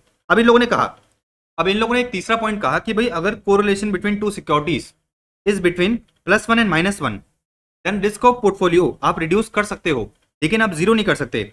अच्छा, इन लोगों ने कहा कि भाई अगर आपका कोरिलेशन -1 से लेके +1 के बीच में है तो आप जो है पोर्टफोलियो का रिस्क कम कर सकते हो, लेकिन जीरो नहीं कर सकते। अच्छा, मैं रिस्क को कम कर सकता हूं with the help of optimum weights, उसको अपन क्या बोलते हैं, मिनिमम रिस्क पोर्टफोलियो बोलते हैं। अच्छा, परफेक्ट पॉजिटिव का मतलब क्या है कि भाई अगर फॉर एग्जांपल एक शेयर जो है 5% से बढ़ता है तो दूसरा शेयर भी 5% से बढ़ेगा, अगर एक शेयर 5% से गिरता है तो दूसरा पर्सन भी 5% से गिरेगा, तो आप जो है रिस्क को कम कर ही नहीं सकते किसी भी हालत में। दूसरा अपन ने ये देखा था कि भाई परफेक्ट नेगेटिव, अगर दो शेयर के बीच में क्या है, परफेक्ट नेगेटिव कोरिलेशन है, तो अगर एक 5% से बढ़ता है तो दूसरा क्या होगा, 5% से गिरेगा, अगर एक 5% से गिरता है तो दूसरा 5% से बढ़ जाएगा। इसको अपन क्या बोलते हैं, इसको अपन बोलते हैं बेसिकली परफेक्ट नेगेटिव कोरिलेशन। यहाँ पर अपन क्या कर सकते हैं, पोर्टफोलियो के रिस्क को जीरो कर सकते हैं। कैसे कर सकते हैं, अगर आप क्या करोगे, ये वाले ऑप्टिमम वेट्स को यूज करोगे तो आपका जो पोर्टफोलियो का रिस्क है वो जीरो हो जाएगा। फिर हमने कहा कि भाई अगर आपका जो कोरिलेशन है -1 से लेके +1 के बीच में है, -1 से लेके +1 के बीच में है, तो अपन अज्यूम करते हैं कि भाई आपका जो कोरिलेशन है वो कितना आ रहा है, कोरिलेशन आ रहा है 0.6 आ रहा है। तो लोगों ने कहा कि भाई दो सिक्योरिटी के बीच में अगर फॉर एग्जांपल 0.6 का क्या है, कोरिलेशन है, 0.6 का क्या है, कोरिलेशन है, तो आप जो है पोर्टफोलियो के रिस्क को क्या कर सकते हो, कम कर सकते हो, लेकिन जीरो नहीं कर सकते। कम कैसे कर सकते हैं, तो उसके लिए भी आपको क्या करना पड़ेगा, ऑप्टिमम वेट्स का यूटिलाइजेशन करना पड़ेगा। ऑप्टिमम वेट्स कैसे निकालोगे, आ जाओ देखते हैं। ऑप्टिमम वेट्स कैसे निकालेंगे, आ जाओ देखते हैं। तो इसको अपन क्या बोलते हैं, मिनिमम रिस्क पोर्टफोलियो, इसको अपन क्या बोलते हैं, जीरो रिस्क पोर्टफोलियो। आ जाओ, अब अपने को क्या करना है, अपने को जो है बेसिकली मिनिमम रिस्क पोर्टफोलियो में दो सिक्योरिटी का वेट निकालना है। तो अगर मुझे क्या करना है, एक्स सिक्योरिटी का, अगर मुझे जो है एक्स सिक्योरिटी का वेट निकालना है तो मैं कैसे निकालूंगा, तो आपको जो है फॉर्मुला क्या है, दूसरे का वेरिएंस माइनस कोवेरिएंस अपन दोनों का वेरिएंस -2 इंटू कोवेरिएंस। ये फॉर्मुला आपको क्या करना पड़ेगा, याद करना पड़ेगा। क्या फॉर्मुला है, दूसरे का वेरिएंस मतलब सिक्योरिटी वाई का variance minus covariance between X and Y upon दोनों का वेरिएंस -2 इंटू कोवेरिएंस। तो अगर आप क्या करोगे, वैल्यूज को इस फॉर्मूले में पुट करोगे तो आपको जो है एक्स सिक्योरिटी का वेट मिलेगा। आपको क्या मिलेगा, एक्स सिक्योरिटी का वेट मिलेगा। अच्छा, 1 माइनस वेट ऑफ एक्स करोगे तो आपको वाई सिक्योरिटी का वेट मिल जाएगा। इन सिक्योरिटीज का जो है इन पर्टिकुलर वेट्स में अगर आप क्या करते हो, पोर्टफोलियो को बनाते हो, तो आपका जो पोर्टफोलियो है वो क्या होगा, मिनिमम रिस्क पोर्टफोलियो होगा। मतलब आपका जो रिस्क है वो एकदम मिनिमम होगा, आपका जो रिस्क है मिनिमम होगा, जीरो नहीं होगा। जीरो कब हो सकता है, जब बेसिकली दो सिक्योरिटी के बीच में जो कोरिलेशन है वो क्या है, परफेक्ट नेगेटिव है। डन। अच्छा, ये वाला फॉर्मुला आपको ध्यान रखना ही पड़ेगा, इसका बहुत बड़ा डेरिवेशन है, वो भी अपन समझ नहीं सकते। अब मेरी बात बड़े ध्यान समझना, अगर आपके पोर्टफोलियो में 3 सिक्योरिटीज है, अगर आपके पोर्टफोलियो में क्या है, 3 सिक्योरिटीज है, और अगर क्वेश्चन आपसे ये पूछता है कि भाई आपको क्या करना है, ऑप्टिमम वेट्स निकालने हैं, मतलब मिनिमम रिस्क पोर्टफोलियो निकालना है, तो कैसे निकालोगे, आ जाओ देखते हैं। इन लोगों ने कहा कि भाई where question ask us to calculate the optimum weights of a portfolio consisting of 3 securities, जो अपने को जो है आईसीएमआर में पूछ रखा है, मेरे क्वेश्चन बैंक में क्वेश्चन नंबर 40 इसी तरह का क्वेश्चन है। तो इन लोगों ने कहा कि भाई एक पोर्टफोलियो में 3 सिक्योरिटीज है, एक पोर्टफोलियो में क्या है, 3 सिक्योरिटीज हैं और आपको क्या करना है, ऑप्टिमम वेट्स निकालना है। क्या करना है, ऑप्टिमम वेट्स निकालना है। और ऑप्टिमम वेट्स कब निकलते हैं, ऑप्टिमम वेट जो है बेसिकली आपके मिनिमम रिस्क पोर्टफोलियो में निकलते हैं। अच्छा, यहाँ पर क्या होता है, यहाँ पर भी ऑप्टिमम वेट्स निकलते हैं, लेकिन ये क्या है, जीरो रिस्क पोर्टफोलियो है। ये क्या है, जीरो रिस्क पोर्टफोलियो है। तो अगर क्वेश्चन में आपको क्या दे रखा है, 3 सिक्योरिटी दे रखी है और आपको ये कहता है कि भाई आपको क्या करना है, मिनिमम रिस्क पोर्टफोलियो बनाना है, मिनिमम वेरिएंस पोर्टफोलियो बनाना है। अच्छा, तो आपको जो है क्या करना पड़ेगा, ऑप्टिमम वेट्स कैलकुलेट करने पड़ेंगे कि भाई 3 सिक्योरिटी का वेट क्या रखा जाए पोर्टफोलियो में। अच्छा, आपको एक चीज पता है, आपको जो है एक चीज पता है कि भाई तीनों का मिला के वेट कितना होगा, 1 होगा ना भाई। अगर एक का वेट है कितना 0.4, दूसरे का वेट है 0.3, तो तीसरे का वेट कितना होगा, तीसरे का वेट होगा 0.2। गलत करेगा अपने, 4 + 3 7, तीसरे का वेट कितना होगा, 0.3 होगा। डन। अच्छा, तो अगर क्वेश्चन में आपको 3 सिक्योरिटीज दे रखी है और आपको मिनिमम रिस्क पोर्टफोलियो निकालना है, तो आप क्या करोगे, क्रिटिकल लाइन इक्वेशन का फॉर्मुला यूज करोगे। क्या करोगे, क्रिटिकल लाइन इक्वेशन का फॉर्मुला यूज करोगे। अच्छा, क्रिटिकल लाइन इक्वेशन का अगेन एक डेरिवेशन है। क्रिटिकल लाइन इक्वेशन का क्या है, अगेन एक डेरिवेशन है, वो भी अपन डेरिवेशन समझ नहीं सकते। आपको जो है क्रिटिकल लाइन इक्वेशन याद करना पड़ेगा। क्रिटिकल लाइन इक्वेशन क्या बोलता है कि भाई आपके पास 3 सिक्योरिटीज है ए बी सी, आपके पास 3 सिक्योरिटीज है a b c. Security B का वेट कैसे निकलेगा, सिक्योरिटी बी का वेट निकलेगा a plus b into weight of a plus b into weight of a. ये आप क्या करना है, याद रखना है, ये आपको क्या करना है, याद रखना है। अच्छा, एग्जांपल से कर लेते हैं, आपको समझ में आएगा। देखो क्वेश्चन क्या बोल रहा है कि भाई एक investor has 2 portfolios known to be minimum variance set, मतलब मिनिमम रिस्क पोर्टफोलियो। तो एक इन्वेस्टर के पास 2 पोर्टफोलियो है, पोर्टफोलियो एक्स है, पोर्टफोलियो वाई है। अच्छा, उसके अंदर क्या है, 3 सिक्योरिटीज है, एबीसी 3 सिक्योरिटीज है। अच्छा, मेरी बात बड़े ध्यान समझना, मेरी बात जो है बड़े ध्यान समझना। इन लोगों ने कहा कि भाई investor invest 4,000 out of 8,000 in security है। तो बेसिकली इन्वेस्टर के पास 8,000 रुपए हैं, इन्वेस्टर के पास क्या है, 8,000 रुपए हैं। उसने क्या कर दिया, 4,000 रुपए, मतलब आधा पैसा कहां लगा दिया, सिक्योरिटी ए में लगा दिया। अब ये बोलना चाह रहा है, how will he allocate the balance between security B and C to ensure that his portfolio is on minimum variance set, मतलब मिनिमम रिस्क पोर्टफोलियो बनाना है। आपको जो है 3 सिक्योरिटी को मिला के मिनिमम रिस्क पोर्टफोलियो बनाना है। 3 सिक्योरिटी को मिला के आपको क्या करना है, मिनिमम रिस्क पोर्टफोलियो बनाना है। अब मेरी बात बड़ी ध्यान समझना, भाई अपने पास 8,000 रुपए हैं, अपने पास क्या है 8,000 रुपए हैं, उसमें से 4,000 रुपए तो अपन ने क्या करें, सिक्योरिटी ए में लगा दिए। अब मुझे क्या करना है, सिक्योरिटी बी और सी में जो है कुछ ऐसा पैसा लगाना है कि भाई जो मेरा पोर्टफोलियो है वो क्या हो जाए, मिनिमम रिस्क पोर्टफोलियो हो जाए। तो उसके लिए अपना इक्वेशन क्या है, उसके लिए अपना इक्वेशन है weight of b equals to a plus b into weight of a. सबसे पहले अपने को क्या करना पड़ेगा, इस फॉर्मूले को यूज करके ए और बी की वैल्यू निकालनी पड़ेगी। करते हैं, पहले समझते हैं। देखो यहां पर आ जाओ, यहां पर अगर आप देखोगे तो बेसिकली जो पोर्टफोलियो एक्स है उसमें 3 सिक्योरिटी है ए बी सी, तीनों का वेट आपको पता है 30%, 40% और 30%। अपना फॉर्मूला क्या है, अपना फॉर्मूला है weight of b equals to a plus b into weight of a. तो वेट ऑफ बी कितना है 0.4, देखो ये रहा, वेट ऑफ बी कितना है 0.4 इक्वल्स टू, ठीक है ना, equals to a plus b into weight of a. तो बेसिकली वेट ऑफ ए कितना है, वेट ऑफ ए 0.3। देखो इसमें अपन क्या कर रहे हैं, पुट कर रहे हैं, इसमें जो है अपन वैल्यूज पुट कर रहे हैं।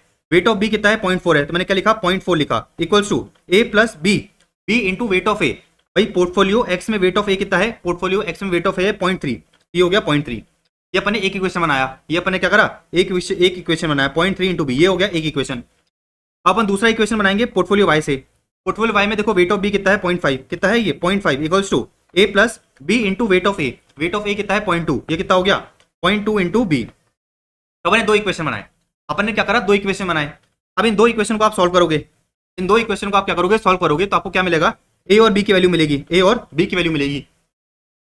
ए की वैल्यू कितनी आई 0.7 और बी की वैल्यू कितनी आई -1। ए की वैल्यू आई 0.7, बी की वैल्यू आई -1। बात समझ में आई। तो आपने क्या करा, इन दोनों इक्वेशन को सॉल्व करा,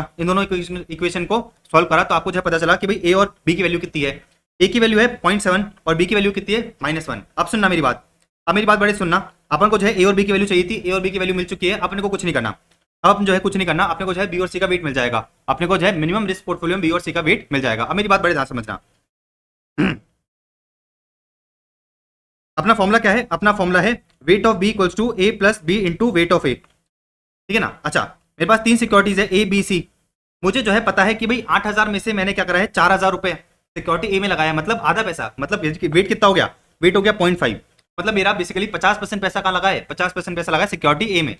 तो वेट ऑफ ए कितना है, वेट ऑफ ए है 0.5। अच्छा, ए की वैल्यू मैंने निकाली थी, ए की वैल्यू कितनी है 0.7, तो कितना हो गया, ये हो गया 0.7 प्लस बी कितना है, बी है -1, तो ये कितना हो जाएगा ये हो जाएगा बेसिकली 0.5 इंटू -1। तो क्या इसको सॉल्व करेंगे तो क्या आएगा, इसको सॉल्व करोगे तो आपका आंसर निकल के आएगा 0.7 माइनस 0.5, तो आपको कितना निकल के आया 0.2। आपको जो है पता चला कि भाई आपका जो सिक्योरिटी बी है उसका वेट कितना होगा 0.2 होगा। तो इसका कितना हो गया, इसका हो गया 0.5, इसका हो गया 0.2, तो तीसरे का कितना होगा, सीधी सी बात है तीसरे का होगा 0.3। तो 1 माइनस 0.7 कितना हो जाएगा 0.3 हो जाएगा, बस बात खत्म। तो 8,000 में से आपने करा 50% पैसा लगाया किसमें, सिक्योरिटी ए में। 8,000 का 20% पैसा बोले तो 8,000 का 20% पैसा कितना होता है 1600, इसमें लगेगा सिक्योरिटी बी लगेगा, और 2400 किसमें लगेगा, सिक्योरिटी सी में लगेगा। देखो ये रहा 1600 और 2400। तो कुछ नहीं करना, सिंपल सा काम आपको क्या करना है, ये वाला एक फॉर्मुला ध्यान रखना है, ये वाला जो है क्या करना है, एक फॉर्मुला ध्यान रखना है, weight of b equals to a plus b into weight of a. सबसे पहले क्या करोगे, जो आपको क्वेश्चन में इन्फॉर्मेशन दे रखी है, जो आपको क्वेश्चन में क्या दे रखी है, इन्फॉर्मेशन दे रखी है, उसके बेसिस पे ए और बी की वैल्यू निकाल लो। ए और बी की वैल्यू निकल गई, बस बस बात खत्म। ए और बी की वैल्यू निकल गई तो आप क्या करोगे, आप जो है वेट ऑफ बी निकाल लोगे। अच्छा, वेट ऑफ ए आपको क्वेश्चन में दे ही रखा होगा, देखो ये ना, वेट ऑफ ए आपको क्वेश्चन में दे रखा था, वेट ऑफ बी आपने निकाल लिया, वेट ऑफ सी जो है आपका क्या निकलेगा, बैलेंसिंग नंबर निकल जाएगा। तो आपको ये समझ में आ गया कि भाई क्रिटिकल लाइन इक्वेशन से आप जो है किस तरह से मिनिमम रिस्क पोर्टफोलियो के ऑप्टिमम वेट्स को निकाल सकते हो। मैंने आपको बताया कि भाई मेरे क्वेश्चन में क्वेश्चन नंबर 40 आईसीएमएट का जो है क्वेश्चन, एक आईसीएमएट का जो क्वेश्चन है जहां पर क्रिटिकल लाइन इक्वेशन का क्या दे रखा है, क्वेश्चन टेस्ट कर रखा है, मेरे क्वेश्चन में क्वेश्चन नंबर 40 है, ये वही है, ये जो क्वेश्चन है ना ये वही चीज है। डन। तो अब आपको एक चीज समझ में आ गई होगी कि भाई अपन किस तरह से क्या करते हैं, किस तरह से जो है आप पोर्टफोलियो का वेरिएंस और रिस्क निकालते हो, ठीक है ना, वेरिएंस और स्टैंडर्ड डेविएशन निकालते हो, किस तरह से पोर्टफोलियो का रिटर्न निकालते हो।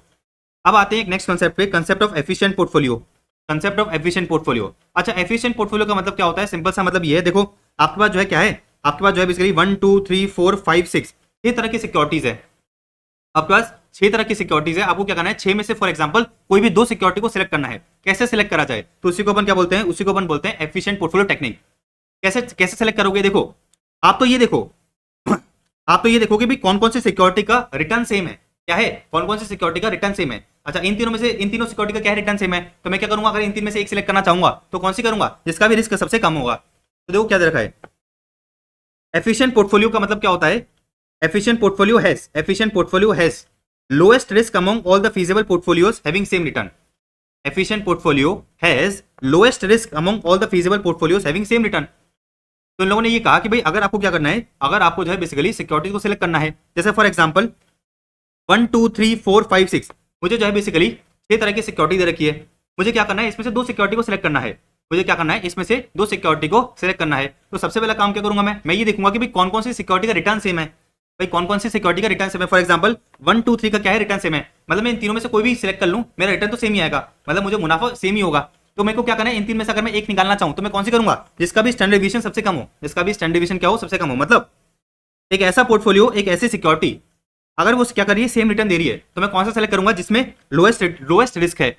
अब सुनना मेरी बात, 1 2 3 में से मैंने क्या करा, एक सिलेक्ट कर लिया। अब 4 5 6 में से मुझे क्या करना है, एक सिलेक्ट करना है। मुझे ये पता है कि तीनों का रिस्क सेम है, तीनों में से मैं कोई भी सिक्योरिटी ले लूं रिस्क सेम ही रहेगा, तो मैं कौन सी लूंगा, जिसमें सिक्योरिटी का जो है क्या होगा, रिटर्न सबसे ज्यादा होगा। आ जाओ देखो ये रहा, efficient portfolio has highest return among all the feasible portfolios and securities having same risk. Simple सी बात ये है कि भाई अगर रिटर्न सेम है तो उस सिक्योरिटी को सिलेक्ट करो जिसका रिस्क कम हो, अगर रिस्क सेम है तो उस सिक्योरिटी को सिलेक्ट करो जिसका रिटर्न ज्यादा हो, बस बात खत्म। तो इसी को अपन क्या बोलते हैं, एफिशिएंट पोर्टफोलियो, या फिर एफिशिएंट पोर्टफोलियो में से सिक्योरिटीज को लेना। Done. So the goal of the rational investor is to identify efficient portfolios out of the whole set of feasible portfolios. तो अभी मैंने आपको बताया कि भाई 6 तरह की सिक्योरिटी थी, उसमें से आपको क्या करना है, एक दो सिक्योरिटी को सिलेक्ट करना है। अच्छा, हो सकता है कि भाई एक इन्वेस्टर के पास 6 तरह के पोर्टफोलियो हो, 6 तरह के पोर्टफोलियो हो, उसमें से उसको क्या करना है, एफिशिएंट पोर्टफोलियो को सिलेक्ट करना है। तो बेसिकली यहाँ पर क्या ले रखा है इन लोगों ने, यहाँ पर इन लोगों ने बता रखा है कि भाई आपके पास जो है क्या है, 6 तरह के फीजिबल पोर्टफोलियोज हैं, उसमें से आपको क्या करना है, 2 तरह के एफिशिएंट पोर्टफोलियो को सिलेक्ट करना है। अच्छा, मैंने आपको सिक्योरिटी वाले एग्जांपल से बता दिया, बात एक ही है। डन। अब सुनो, एक कंसेप्ट आता है कैपिटल मार्केट थ्योरी का। अभी अपन ने ऊपर पढ़ा था modern portfolio theory. Modern portfolio theory हमें ये बताती है कि भाई आप एक से ज्यादा सिक्योरिटी में इन्वेस्ट करो, आपको क्या मिलेगा, डाइवर्सिफिकेशन का बेनिफिट मिलेगा, आपका रिस्क कम हो जाएगा। कैपिटल मार्केट थ्योरी ये बोलती है कि भाई जितने ज्यादा आपके पास क्या होंगे, जितने ज्यादा आपके पास स्टॉक्स होंगे, उतना आपका रिस्क क्या होगा, कम होगा। पढ़ो भाई, कैपिटल मार्केट थ्योरी हमें ये बताती है कि भाई risk of portfolio can be reduced with the help of diversification. Higher the number of stocks in the portfolio higher the risk reduction. मतलब जितने ज्यादा आपके पास क्या होंगे, स्टॉक्स होंगे, उतना आपका रिस्क क्या होगा, कम होगा। अच्छा, कैपिटल मार्केट थ्योरी मुझे ये बताती है कि भाई आपको क्या करना चाहिए, आपको जो है स्टॉक इंडेक्स में इन्वेस्ट करना चाहिए। मतलब आप क्या करो, निफ्टी में इंडेक्स कर दो, निफ्टी में क्या करो, इन्वेस्ट कर दो, सेंसेक्स में क्या करो, इन्वेस्ट कर दो, निफ्टी में इन्वेस्ट कर दो, सेंसेक्स में इन्वेस्ट कर दो। निफ्टी का मतलब क्या होता है, टॉप 50 कंपनीज, सेंसेक्स का मतलब क्या होता है, टॉप 30 कंपनीज। तो कैपिटल मार्केट थ्योरी ये बताती है कि भाई आप देखो क्या करो, अपने पोर्टफोलियो के रिस्क को कम करने के लिए जितना ज्यादा हो सके, जितना ज्यादा हो सके क्या करो, अपने पोर्टफोलियो में स्टॉक्स लेके आ जाओ। अच्छा फिर ये लोग कहते हैं कि भाई एक काम करो, निफ्टी में इंडेक्स कर दो, सेंसेक्स में इन्वेस्ट कर दो। निफ्टी में क्या होता है, निफ्टी में 50 अलग अलग तरह की कंपनीज होती है, सेंसेक्स में क्या होता है 30 अलग अलग तरह की क्या होती है, कंपनीज होती है। डन। अच्छा अगर capital market theory, capital market theory के बेसिस पे आपसे ये कहा जाए कि भाई आपको क्या करना है, आपको जो है बेसिकली एक सिक्योरिटी का रिटर्न निकालना है, तो कैसे निकालोगे, R F plus beta R M minus R F, R F plus beta R M minus R F. अच्छा आर एफ का मतलब क्या होता है, आर एफ का मतलब होता है कि भाई risk free rate of return कितना है। तो रोहन के पास दो ऑप्शन है कि भाई वो रोहन क्या करे, रोहन जो है बेसिकली एफडी में पैसा इन्वेस्ट कर दे, जहां पर उसको 10% क्या मिलेगा, ब्याज मिलेगा ही मिलेगा। दूसरा ऑप्शन उसके पास क्या है कि भाई वो क्या करे, शेयर मार्केट में पैसा लगा दे, शेयर मार्केट में पैसा लगा दे। अब शेयर मार्केट में कितना रिटर्न मिलेगा मुझे भी नहीं पता, शेयर मार्केट में रिटर्न कितना मिलेगा अपने को नहीं पता, वो क्या हो सकता है, डिपेंड करता है कि मार्केट में सिचुएशन क्या है। तो ये जो एफडी का रिटर्न है, गवर्नमेंट बॉन्ड्स का रिटर्न होता है, ट्रेजरी बिल्स का रिटर्न होता है, उसको अपन क्या बोलते हैं, आरएफ बोलते हैं। तो बेसिकली अगर मुझे सीएपीएम के according, capital market theory, capital market theory या फिर कैपिटल मार्केट थ्योरी के अकॉर्डिंग मुझे क्या करना है, सिक्योरिटी का रिटर्न निकालना है, तो कैसे निकालूंगा, आरएफ। आरएफ कितना है कि 10%। जो इन्वेस्टर है वो कम से कम 10% तो चाहेगा ही, क्योंकि अगर वो क्या करता है एफडी में पैसा लगाता है वहां तो उसको 10% मिलता ही ना, वहां तो उसको 10% मिलता ही। अब मेरी बात बड़ी ध्यान समझना, plus R M minus R F. R M का मतलब क्या होता है, लेटर से सपोज कि भाई अगर रोहन क्या करता है, शेयर मार्केट में पैसा लगाता है, रोहन क्या करता है, शेयर मार्केट में पैसा लगाता है, तो बेसिकली उधर रोहन को जो है 15% रिटर्न मिलेगा। कितना मिलेगा, 15%। तो रोहन अगर एफडी में पैसा लगाता है तो उसको 10% रिटर्न मिलेगा ही मिलेगा। रोहन अगर शेयर मार्केट में पैसा लगाता है तो उसको जो है क्या मिलेगा, उसको जो है बेसिकली 15% रिटर्न मिलेगा। तो R M minus R F क्या होता है, R M minus R F होता है कि रोहन अगर क्या करता है, मार्केट में पैसा लगाता है तो उसको जो है कितना प्रीमियम मिल रहा है, कितने प्रीमियम का रिटर्न मिल रहा है। तो बेसिकली अगर अपन देखें 15 माइनस 10, 5% रिटर्न एक्स्ट्रा मिल रहा है ना रोहन को। फिर रोहन का एक्सपेक्टेशन है कि अगर रोहन क्या करता है, शेयर मार्केट में पैसा लगाता है तो 15% रिटर्न उसको मिल जाएगा। तो ये जो 15% है, ये जो 15% क्या है, मार्केट का रिटर्न है, क्या है, आरएम है।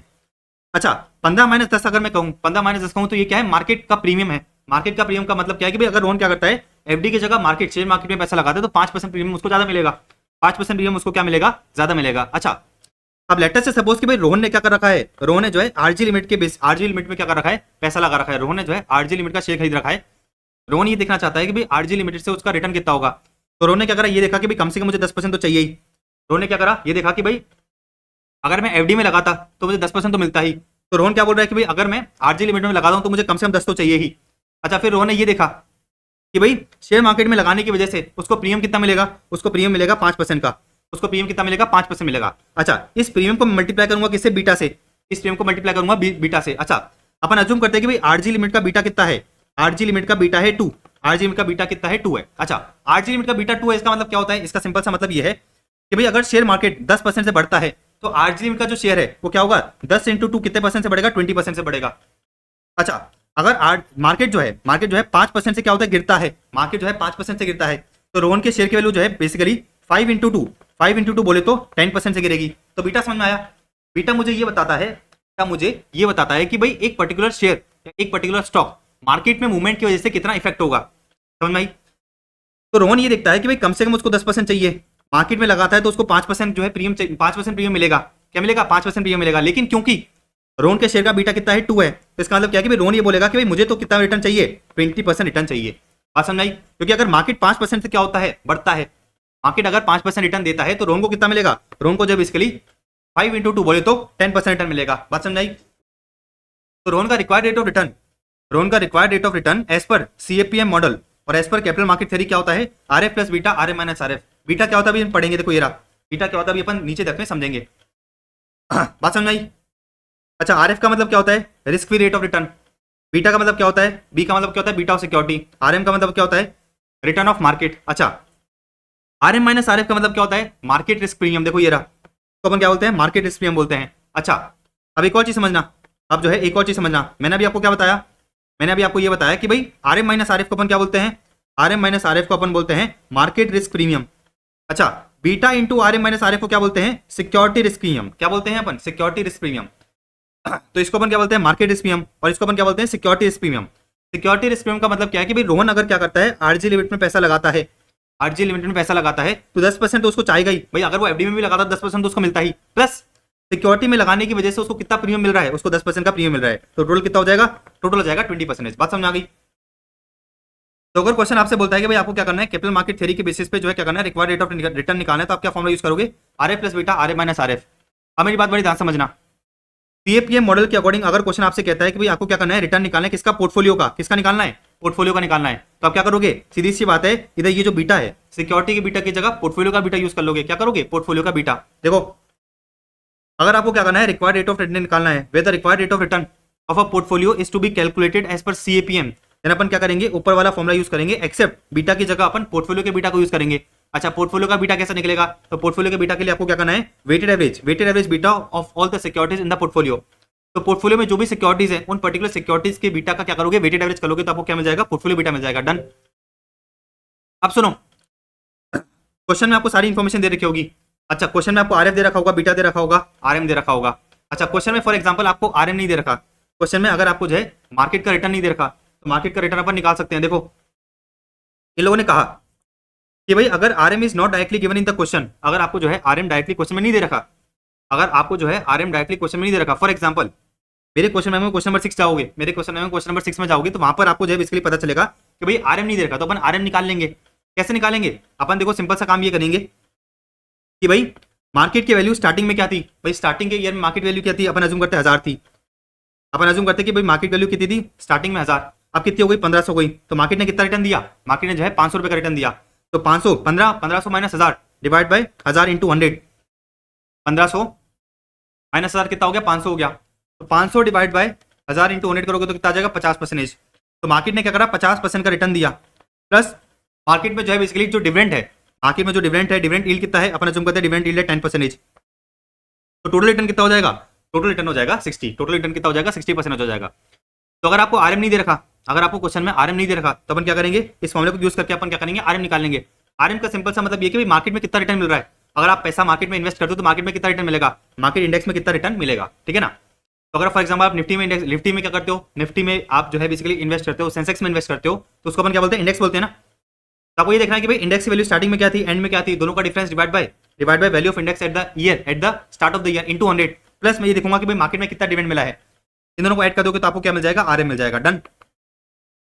अब सुनो अगर क्वेश्चन में आपको फॉर एग्जांपल मार्केट इंडेक्स की भी वैल्यू नहीं दे रखी, आपको आरएम भी नहीं दे रखा, मार्केट इंडेक्स की वैल्यू भी नहीं दे रखी, तो आप जो है आरएम कैसे निकालोगे, आ जाओ। अगर value of market index is also not given in the question, तो आपको क्या करना है, आपके पोर्टफोलियो को मार्केट ट्रीट कर लेना है, आपको जो है क्वेश्चन में जो भी पोर्टफोलियो दे रखा होगा उसको मार्केट ट्रीट कर लेना, और आरएम क्या करना अकॉर्डिंगली निकाल लेना। देखो क्या दे रखा है, market value of all the securities in our portfolio minus initial investment in all the securities plus total income on all the securities divide by initial investment into 100, वही बात हो गई।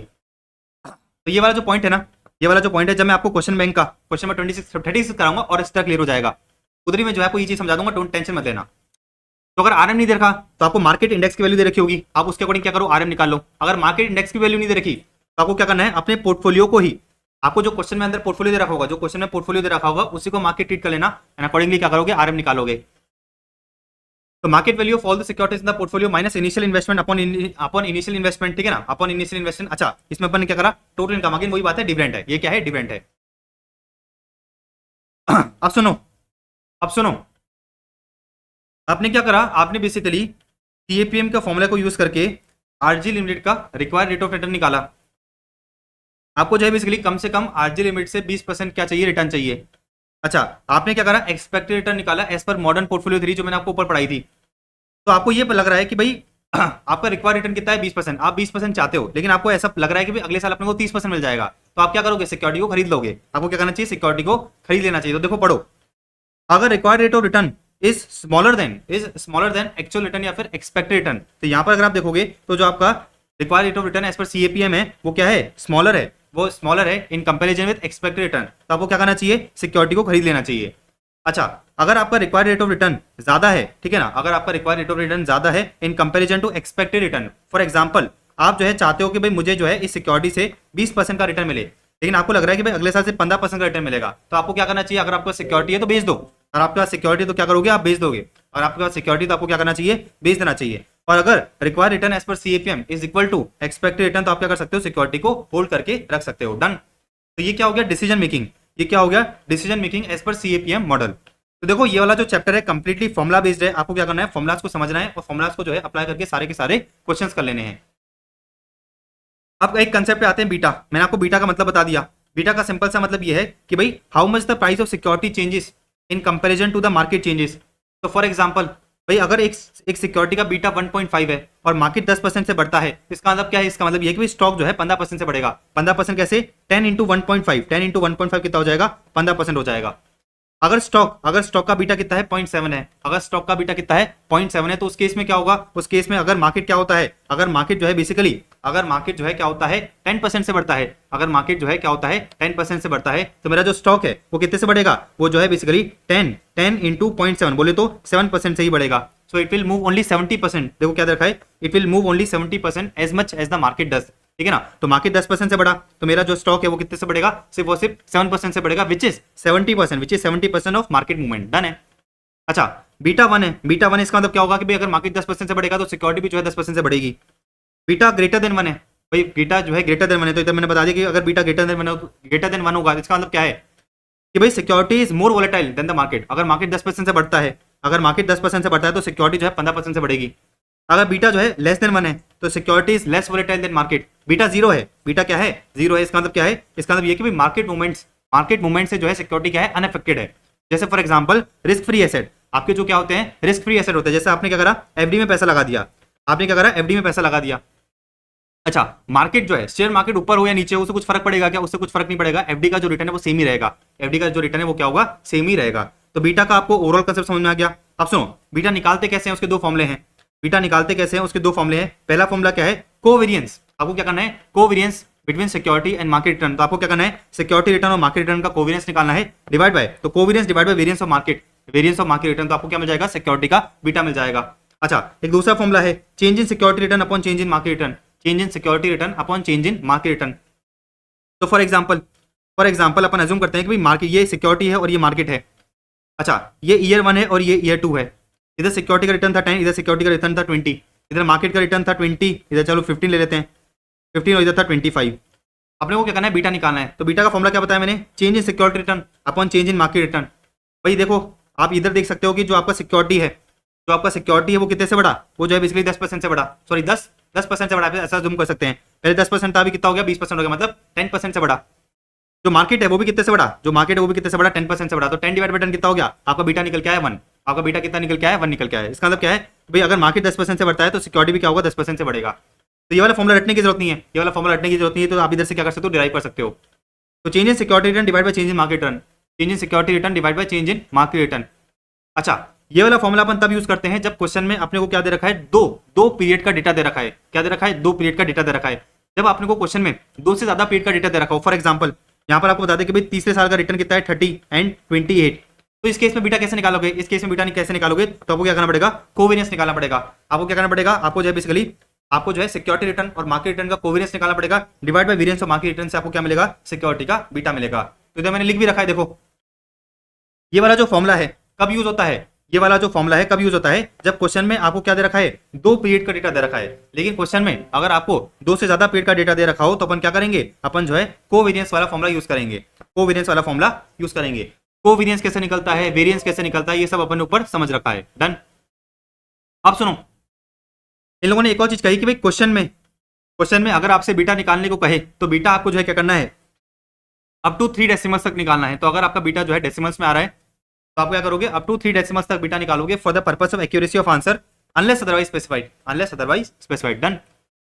अच्छा मेरी बात बड़ी ध्यान समझना, बीटा का मैंने आपको एक फॉर्मुला बताया, दूसरा फॉर्मुला बताया, बीटा का एक तीसरा फॉर्मुला भी होता है, बीटा का जो है एक तीसरा फॉर्मुला भी होता है। तीसरा फॉर्मुला समझते हैं, तीसरा फॉर्मुला जो है अपन क्या करते हैं समझते हैं। आ जाओ देखो ऊपर मैंने आपको जो है कोवेरियंस का एक फॉर्मुला बताया था, अगर आपको याद हो तो ऊपर जो है मैंने आपको कोवेरियंस का एक फॉर्मुला बताया था।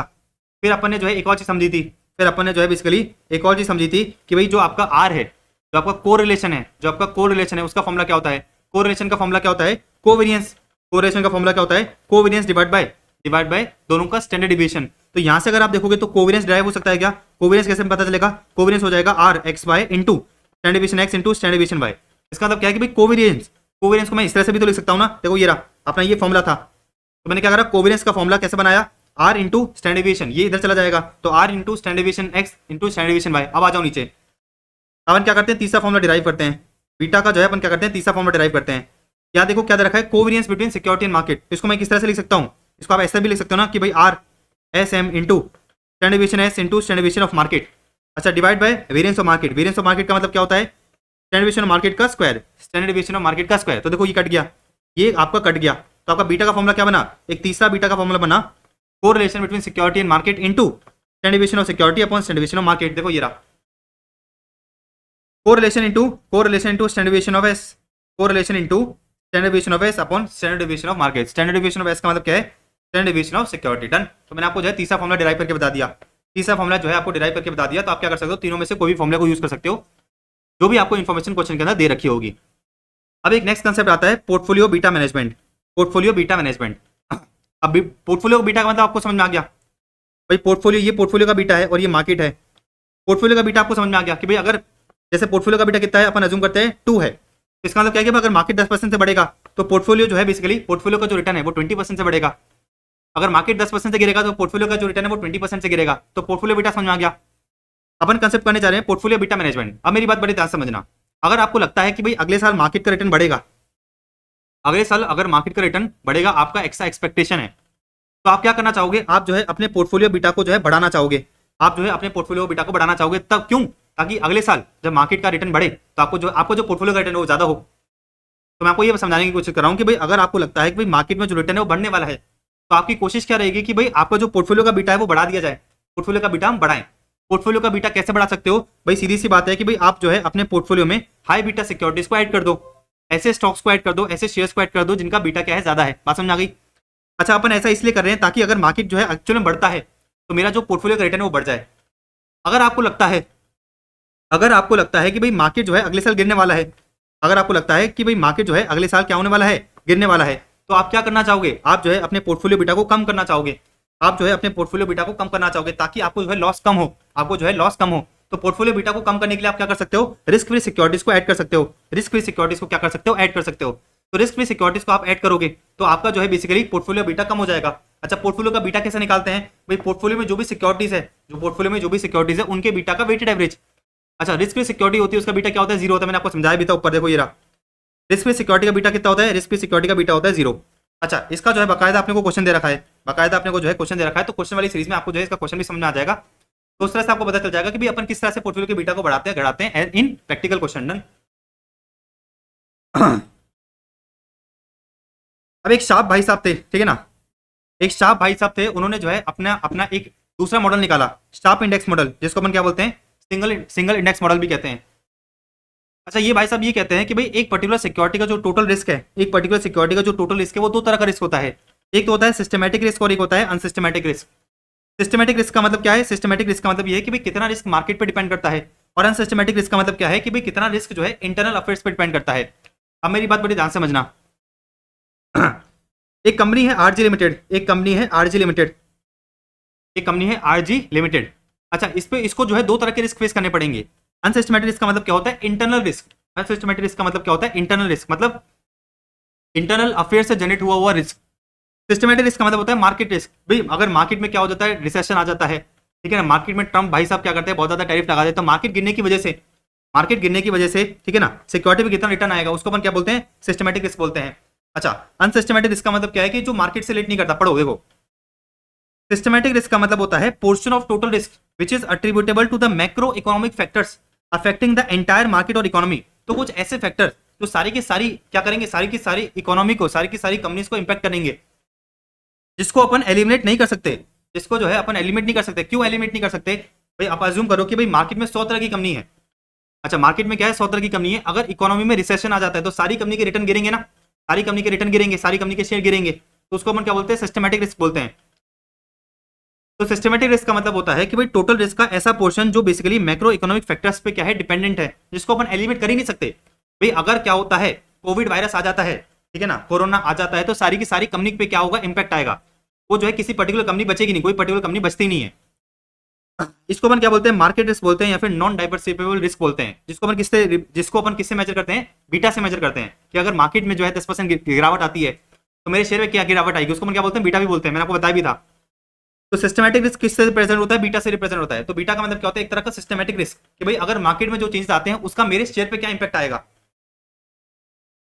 एक होता है आपका अनसिस्टमैटिक रिस्क, पढ़ो देखो। अनसिस्टमैटिक रिस्क का मतलब है, unsystematic risk refers to the portion of total risk that is unique to a specific company, industry या फिर asset arising to the internal factors. इसको अपन क्या बोलते हैं? स्पेसिफिक रिस्क बोलते हैं या फिर डाइवर्सिफिएबल रिस्क बोलते हैं। इसको आप क्या कर सकते हो? एलिमिनेट कर सकते हो। तो फॉर एग्जांपल आपको पता है कि भाई एक आपकी जो है हॉस्पिटैलिटी इंडस्ट्री है, या फिर एक वन अज्यूम कर लेते हैं टूरिज्म इंडस्ट्री है, और एक आपकी जो है बेसिकली बेवरेजेस की इंडस्ट्री है। अगर आपको लगता है कि भाई टूरिज्म इंडस्ट्री में डाउनवर्ड फॉल आने वाला है, तो आप क्या कर सकते हो? आप जो है बेसिकली बेवरेज इंडस्ट्री में शिफ्ट कर सकते हो। तो ये क्या है? बेसिकली टूरिज्म इंडस्ट्री में जो डाउनफॉल आने वाला है, ये क्या है? अनसिस्टमैटिक रिस्क है। ये क्या है? अनसिस्टमैटिक रिस्क है। तो फॉर एग्जाम्पल एक कंपनी है टूरिज्म इंडस्ट्री से लेके, जैसे कोई कंपनी ले लेता हूं मैं आर लिमिटेड, और एक कंपनी है बेवरेजेस की जी लिमिटेड। तो टूरिज्म इंडस्ट्री में जो डाउनफॉल आएगा उसका इंपैक्ट जो है सिर्फ और सिर्फ किसको होगा? आर लिमिटेड को होगा। बी लिमिटेड पे कोई इंपैक्ट नहीं आएगा, क्योंकि बी लिमिटेड एक सेपरेट इंडस्ट्री में है। या फिर अपन अज्यूम कर सकते हैं कि भाई अगर आर लिमिटेड के जो प्रमोटर्स है वो कौन है? विजय माल्या है। वो कौन है? विजय माल्या है। और जी लिमिटेड के प्रमोटर्स जो है साधु संत इंसान है, बहुत ऑनेस्ट इंसान है, बोले तो आरजी है।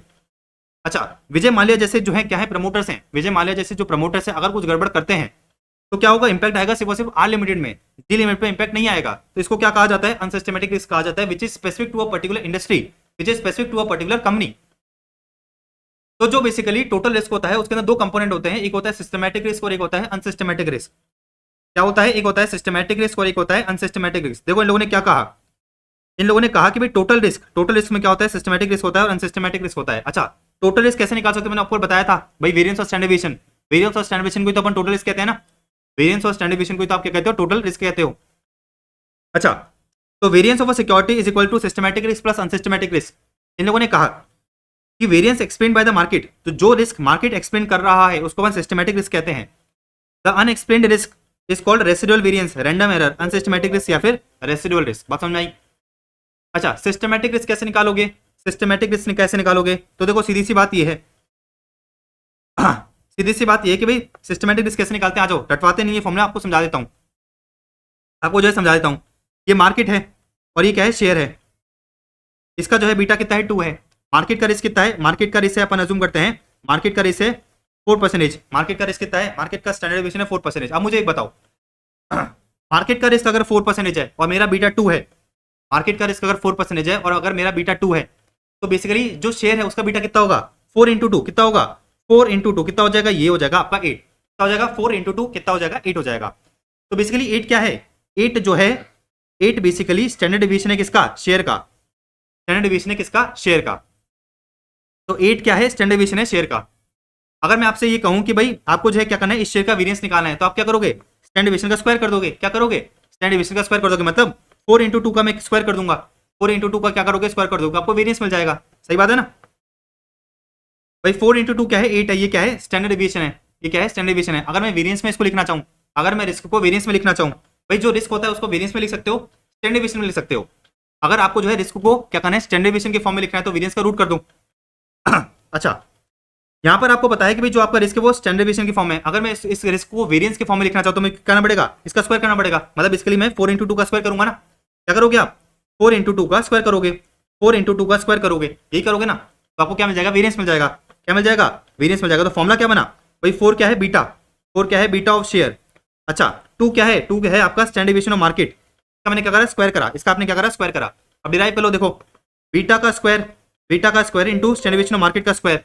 अच्छा, तो क्या हो जाएगा? ये बीटा का square into standard deviation of market का स्क्वायर को क्या बोल सकता हूं मैं? वेरिएंस ऑफ मार्केट का स्क्वायर। देखो वही दे रखा है इधर, sorry variance of market. Standard deviation square को, स्टैंडर्ड डेविएशन ऑफ मार्केट का स्क्वायर को, स्टैंडर्ड डेविएशन ऑफ मार्केट के स्क्वायर को मैं क्या बोल सकता हूं? स्टैंडर्ड डेविएशन ऑफ मार्केट के स्क्वायर को मैं जो है basically standard deviation of market के स्क्वायर को मैं वेरिएंस ऑफ मार्केट बोल सकता हूं। देखो ये रहा फॉर्मुला, वही है beta square into variance of market. तो सिस्टमैटिक रिस्क निकालना आ गया आपको, सिस्टमैटिक रिस्क आपको निकालना आ गया होगा beta square into variance of market. अच्छा, आपको सिक्योरिटी का वेरिएंस निकालना आता है। सिक्योरिटी का वेरिएंस अपन ऊपर निकालना सीखा था। आपने सिस्टमैटिक रिस्क निकालना सीख लिया, तो क्या आप जो है अनसिस्टमैटिक रिस्क निकाल सकते हो? क्या बिल्कुल निकाल सकते हैं। टोटल वेरिएंस में से, टोटल रिस्क में से अनसिस्टमैटिक, सॉरी टोटल रिस्क में से सिस्टमैटिक रिस्क को लेस करोगे तो आपको क्या मिल जाएगा? अनसिस्टमैटिक रिस्क मिल जाएगा। बात समझ में आ गई? अब सुनो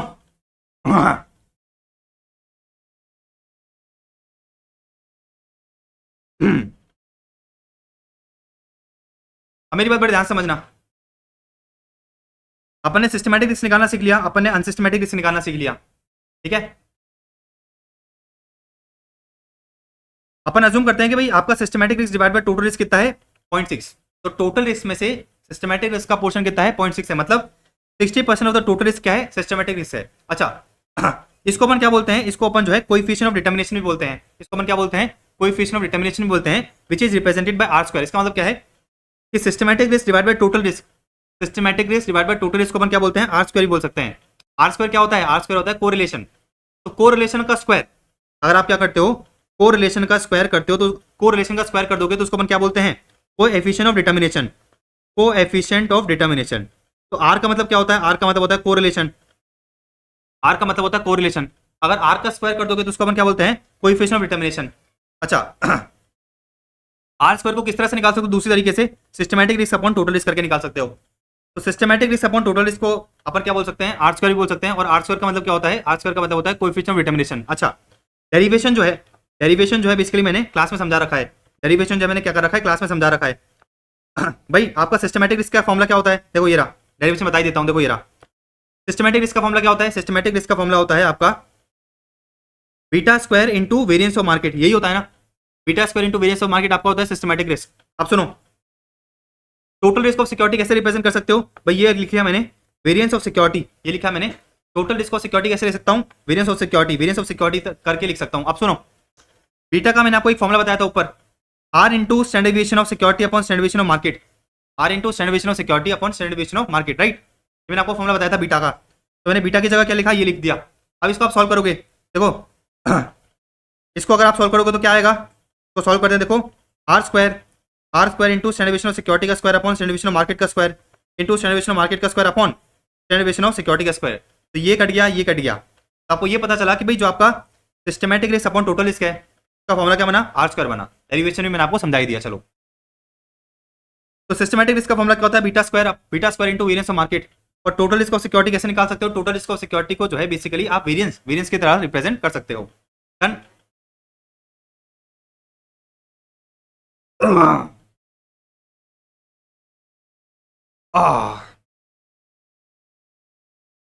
अब मेरी बात बड़ी ध्यान समझना, अभी अपन ने क्या करा, अभी अपन ने जो है बेसिकली सिस्टमैटिक रिस्क निकाला और अनसिस्टमैटिक रिस्क निकाला, मतलब बेसिकली मोटा मोटा अपन ने टोटल रिस्क निकाला एज पर शार्प इंडेक्स मॉडल या फिर सिंगल इंडेक्स मॉडल। तो अगर क्वेश्चन में आपसे ये कहता है कि भाई आपको क्या करना है टोटल रिस्क निकालना है या फिर टोटल वेरिएंस निकालना है एज पर शार्प इंडेक्स मॉडल या फिर सिंगल इंडेक्स मॉडल, तो आपको क्या करना पड़ेगा सिस्टमैटिक रिस्क और अनसिस्टमैटिक रिस्क के बेसिस पे क्या करनी पड़ेगी कैलकुलेशन करनी पड़ेगी। अब सुनो अगर क्वेश्चन आपसे ये कहता है कि भाई अगर आपको क्या करना है पोर्टफोलियो का टोटल रिस्क निकालना है, बोले तो पोर्टफोलियो का वेरिएंस निकालना है यूजिंग शार्प इंडेक्स मॉडल या फिर सिंगल इंडेक्स मॉडल, तो अपन क्या करेंगे अगर वही बात, भाई पोर्टफोलियो का वेरिएंस निकालना है तो कैसे निकलेगा, variance of portfolio equals to systematic risk of portfolio plus unsystematic risk of portfolio. Systematic risk कैसे निकलेगा भाई beta square into variance of market. अच्छा यहाँ पर अपन क्या करेंगे, यहाँ पर अपन पोर्टफोलियो का बीटा ले लेंगे, क्या करेंगे पोर्टफोलियो का बीटा ले लेंगे, तो ये हो गया मेरा systematic risk of portfolio. Unsystematic risk of portfolio कैसे निकालोगे, अनसिस्टमैटिक रिस्क ऑफ पोर्टफोलियो कैसे निकालोगे, तो फॉर एग्जांपल देखो आपको जो है दो सिक्योरिटी दे रखी है ए और बी, आपको जो है दो सिक्योरिटी दे रखी है सिक्योरिटी ए और बी। अच्छा दोनों का आपको क्या बता रखा है, दोनों का जो है आपको वेरिएंस बता रखा है, दोनों का आपको वेरिएंस बता रखा है 10 और 20। आपने सिस्टमैटिक रिस्क निकाला, आपने क्या करा सिस्टमैटिक रिस्क निकाला, भाई दोनों सिक्योरिटी का आपने क्या करा सिस्टमैटिक रिस्क निकाला, सिक्योरिटी का सिस्टमैटिक रिस्क निकाला, कितना आया आपका निकल के आया, अपन अज्यूम करते हैं 5 और 10, ठीक है। तो अनसिस्टमैटिक रिस्क कितना हो जाएगा, सिक्योरिटी का अनसिस्टमैटिक रिस्क कितना हो जाएगा, ये हो जाएगा 5 और ये हो जाएगा 10, डन है ना। तो 10 माइनस 5 कितना हो गया 5, 20 माइनस 10 कितना हो गया 10। अब मुझे क्या करना है पोर्टफोलियो का, मुझे क्या करना है पोर्टफोलियो का सिस्टमैटिक रिस्क और अनसिस्टमैटिक रिस्क निकालना है। तो पोर्टफोलियो का सिस्टमैटिक रिस्क भाई ये तो मेरा क्या है इंडिविजुअल सिक्योरिटी है, अब मुझे क्या करना है पोर्टफोलियो का सिस्टमैटिक रिस्क और अनसिस्टमैटिक रिस्क निकालना है। तो सिस्टमैटिक रिस्क कैसे निकालूंगा भाई पोर्टफोलियो का बीटा इंटू पोर्टफोलियो का बीटा का square into variance of market, variance of market. अच्छा अब पोर्टफोलियो का मुझे क्या करना है अनसिस्टमैटिक रिस्क निकालना है, तो उसका फॉर्मूला क्या बनेगा, देखो ये रहा फॉर्मूला। आपको क्या करना है, आपको जो है सिक्योरिटी ए का अनसिस्टमैटिक रिस्क लेना है इंटू वेट का स्क्वायर प्लस सिक्योरिटी बी का unsystematic risk into security B के वेट का स्क्वायर एंड सो ऑन। इस तरह से आप क्या करोगे, इस तरह से जो है आप क्या करोगे कैलकुलेशन करोगे, तो आपको क्या मिलेगा अनसिस्टमैटिक रिस्क मिलेगा पोर्टफोलियो का। तो आपको सिस्टमैटिक रिस्क मिल गया पोर्टफोलियो का, आपको जो है अनसिस्टमैटिक रिस्क मिल गया पोर्टफोलियो का, दोनों को ऐड करोगे तो आपको जो है क्या मिल जाएगा वेरिएंस मिल जाएगा, टोटल रिस्क मिल जाएगा किसका पोर्टफोलियो का। Done done done done. तो बेसिकली आपको क्या करना है, आपको जो है basically unsystematic risk of security A into weight of security A का square plus unsystematic risk of security B into weight of B का स्क्वायर एंड सो ऑन, जितनी भी सिक्योरिटीज होगी उस अकॉर्डिंग आप क्या करोगे, अनसिस्टमैटिक रिस्क निकाल लोगे पोर्टफोलियो का। ऑलराइट, एक नेक्स्ट टॉपिक पे आते हैं, security market line. Security market line का सिंपल सा मतलब ये है कि जो आपका सीएपीएम इक्वेशन है RF plus beta RM minus RF, उसको आप क्या कर रहे हो, ग्राफिकली रिप्रेजेंट कर रहे हो। क्या कर रहे हो, ग्राफिकली रिप्रेजेंट कर रहे हो। देखो आपका आरएफ दे रखा है 6%, आपका आरएम दे रखा है 14, आपका मार्केट रिस्क प्रीमियम कितना दे रखा है 8%। मार्केट रिस्क प्रीमियम मैंने आपको बताया था आरएम माइनस आरएफ होता है, मतलब आरएम माइनस आरएफ कितना बता रखा है आपको, 8% बता रखा है। अच्छा, इन लोगों ने कहा कि भाई अगर सिक्योरिटी का बीटा जीरो है, अगर सिक्योरिटी का बीटा क्या है, जीरो है, तो बेसिकली आपका एक्सपेक्टेड रिटर्न यूजिंग सीएपीएम क्या होगा, भाई सीधी सी बात है, ये हो गया मेरा आरएफ, ये हो गया मेरा आरएफ प्लस मैंने कहा बीटा कितना है, जीरो है, इंटू कितना हो गया, आरएम माइनस आरएफ कितना है, 8% है। तो आरएफ कितना है, आरएफ है मेरा 6%, तो आपका जो है कितना निकल के आया, आपका रिटर्न निकल के आया 6%। तो अगर बीटा जीरो है तो आपका एक्सपेक्टेड रिटर्न कितना होगा, 6%। इसी तरह से आपने क्या करा, इन वैल्यूज को जो है क्या करा, पुट करा। भाई यहाँ पर मेरा बीटा कितना है 0.5, आरएफ है 6, आरएम माइनस आरएफ है 8 और आपका बीटा कितना है 0.5। तो आपने क्या करा, ये वैल्यूज पुट करी इस इक्वेशन में, तो आपको जो है क्या मिला, रिटर्न मिला 10%। तो आपने क्या करा, आपने ये देखा कि भाई अगर आपका बीटा कितना रहता है जीरो, तो सीएपीएम इक्वेशन के अकॉर्डिंग आपका रिक्वायर्ड रिटर्न कितना होगा, 6%। अगर आपका बीटा है 0.5 तो कितना होगा 10, अगर आपका बीटा है 1 तो आपका जो है रिटर्न कितना होगा 14 and so on and so on. जब आपने क्या करा, जब आपने बेसिकली इस सीएपीएम इक्वेशन को क्या करा, ग्राफिकली रिप्रेजेंट करा, इसको अपन क्या बोलते हैं, सिक्योरिटी मार्केट लाइन बोलते हैं। तो देखो मैंने क्या करा, मैंने एक्स एक्सिस पे बीटा डाला, मैंने एक्स एक्सिस पे सिक्योरिटी का बीटा डाला, मैंने वाई एक्सिस पे सिक्योरिटी का रिटर्न डाला। यहाँ पर अगर आप देख सकते हो जब मेरा बीटा जीरो है तो मेरा रिटर्न कितना है, मेरा रिटर्न है 6। देखो ये रहा, मेरा बीटा जीरो है तो मेरा रिटर्न कितना है 6। जब मेरा बीटा है 0.5 तो मेरा रिटर्न कितना है 10%। देखो ये रहा, जब मेरा बीटा कितना है 0.5 तो मेरा रिटर्न कितना है 10%, ये ना, जब मेरा बीटा 0.5 है तो मेरा रिटर्न कितना है 10%। डन। इसी तरह से आप देख सकते हो, इसी तरह से आप देख सकते हो जब आपका बीटा 1 है, जब आपका बीटा 1 है तो आपका बेसिकली आपका रिटर्न कितना है 14। देखो ये रहा, जब आपका बीटा 1 है तो आपका रिटर्न कितना है 14। जब मैंने क्या करा, इनको कनेक्ट करा तो मुझे क्या मिली, सिक्योरिटी मार्केट लाइन मिली। तो सिक्योरिटी मार्केट लाइन का सिंपल सा मतलब ये है कि भाई जब आप क्या करते हो, ग्राफिकली सीएपीएम इक्वेशन को रिप्रेजेंट करते हो, उसको अपन क्या बोलते हैं, सिक्योरिटी मार्केट लाइन। आप सुनो, क्वेश्चन में अगर आपसे ये कहता है कि भाई आपको क्या करना है, security market line write down करनी है। देखो अगर क्वेश्चन आपसे ये बोलता है कि भाई आपको सिक्योरिटी मार्केट लाइन लिखनी है, तो आपका सीएपीएम इक्वेशन क्या होता है, भाई आपका सीएपीएम इक्वेशन होता है RF plus beta RM minus RF, right. तो क्वेश्चन में अगर आपसे कहे कि भाई आपको सिक्योरिटी मार्केट लाइन को क्या करना है, सिक्योरिटी मार्केट लाइन को राइट डाउन करना है, तो क्या करोगे, आप जो है सीएपीएम इक्वेशन को लिखोगे by putting the values of RF and RM minus RF. तो आपको जो है फॉर एग्जांपल क्वेश्चन में क्या दे रखा होगा, आरएफ की वैल्यू दे रखी होगी, आरएम माइनस आरएफ की वैल्यू दे रखी होगी कितना, 8% अपन अज्यूम करते हैं। तो आपने क्या करना है, आपने बेसिकली ये जो इक्वेशन है इसमें आरएफ और आरएम माइनस आरएफ की वैल्यूज पुट कर देनी है। तो इसको अपन क्या बोलते हैं, सिक्योरिटी मार्केट लाइन बोलते हैं। यही तो करा है ना अपन ने। देखो भाई आपको देखो क्वेश्चन में क्या दे रखा था, क्वेश्चन में आपको जो है आरएफ दे रखा था कितना है 6, आरएम माइनस आरएफ देखो क्वेश्चन में दे रखा है कितना 8, आरएम माइनस आरएफ कितना दे रखा है 8 दे रखा है। तो अगर मैं क्या करता हूँ इस इक्वेशन में बीटा की वैल्यू को पुट करता हूँ तो आपको जो है ये रिटर्न मिलेंगे ना, रिटर्न मिलेंगे। तो क्या है ये सिक्योरिटी मार्केट लाइन ही है। सिक्योरिटी मार्केट लाइन का क्या है, इक्वेशन है। तो ये तो सिक्योरिटी मार्केट लाइन है और ये क्या है, सिक्योरिटी मार्केट लाइन का इक्वेशन है। जब आप क्या करोगे, बीटा की वैल्यू को, जब आप क्या करोगे, बीटा की वैल्यू को इस इक्वेशन में पुट करोगे तो आपको क्या मिलेगा, आपको जो है बेसिकली रिटर्न मिल जाएगा। तो ये क्या है, सिक्योरिटी मार्केट लाइन है और ये क्या है, सिक्योरिटी मार्केट लाइन का इक्वेशन। और सिक्योरिटी मार्केट लाइन का इक्वेशन क्या है, मतलब है सिंपल सी बात ये कि भाई जो सीएपीएम इक्वेशन होता है उसमें आरएफ और आरएम माइनस आरएफ की वैल्यूज पुट कर दो, तो ये क्या बन गया आपका सिक्योरिटी मार्केट लाइन का इक्वेशन। डन। अब बात करते हैं थोड़ी सी अपन आगे, अब थोड़ी सी अपन क्या करते हैं आगे बात करते हैं आर्बिट्रेज प्राइसिंग थ्योरी मॉडल की, एपीटी मॉडल के आ जाओ। अब देखो नेक्स्ट टॉपिक अपना है आर्बिट्रेज प्राइसिंग थ्योरी मॉडल। अभी मैंने आपको क्या बताया था, सीएपीएम बताया था। सीएपीएम के अकॉर्डिंग आप क्या करते हो, आप जो है बेसिकली रिटर्न निकालते हो कैसे, RF plus beta RM minus RF, ठीक है ना। अच्छा, आरएम माइनस आरएफ क्या होता है, आरएम माइनस आरएफ मैंने आपको बताया था मार्केट रिस्क प्रीमियम है। इसको अपन क्या बोलते हैं, market risk premium, market risk premium. अच्छा, मार्केट क्या है, एक फैक्टर है। मार्केट जो है एक फैक्टर है जो शेयर के प्राइस को क्या करता है, अफेक्ट करता है। इसलिए अपन ने क्या करा, उस मार्केट के फैक्टर को कंसिडर करते हुए अपन ने जो है शेयर का रिटर्न निकाला। आर्बिट्रेज प्राइसिंग थ्योरी मॉडल ये कहता है कि भाई देखो जो शेयर का प्राइस है ना, वो मार्केट के अलावा बहुत सारे अलग फैक्टर से भी क्या हो सकता है, अफेक्ट हो सकता है। तो for example arbitrage pricing theory model बोलता है कि भाई देखो जो शेयर का प्राइस है वो मार्केट के अलावा और भी अलग अलग फैक्टर से अफेक्ट हो सकता है। जैसे फॉर एग्जांपल इनने कहा कि भाई इन्फ्लेशन से अफेक्ट हो सकता है या फिर जीडीपी से अफेक्ट हो सकता है एक्सेट्रा।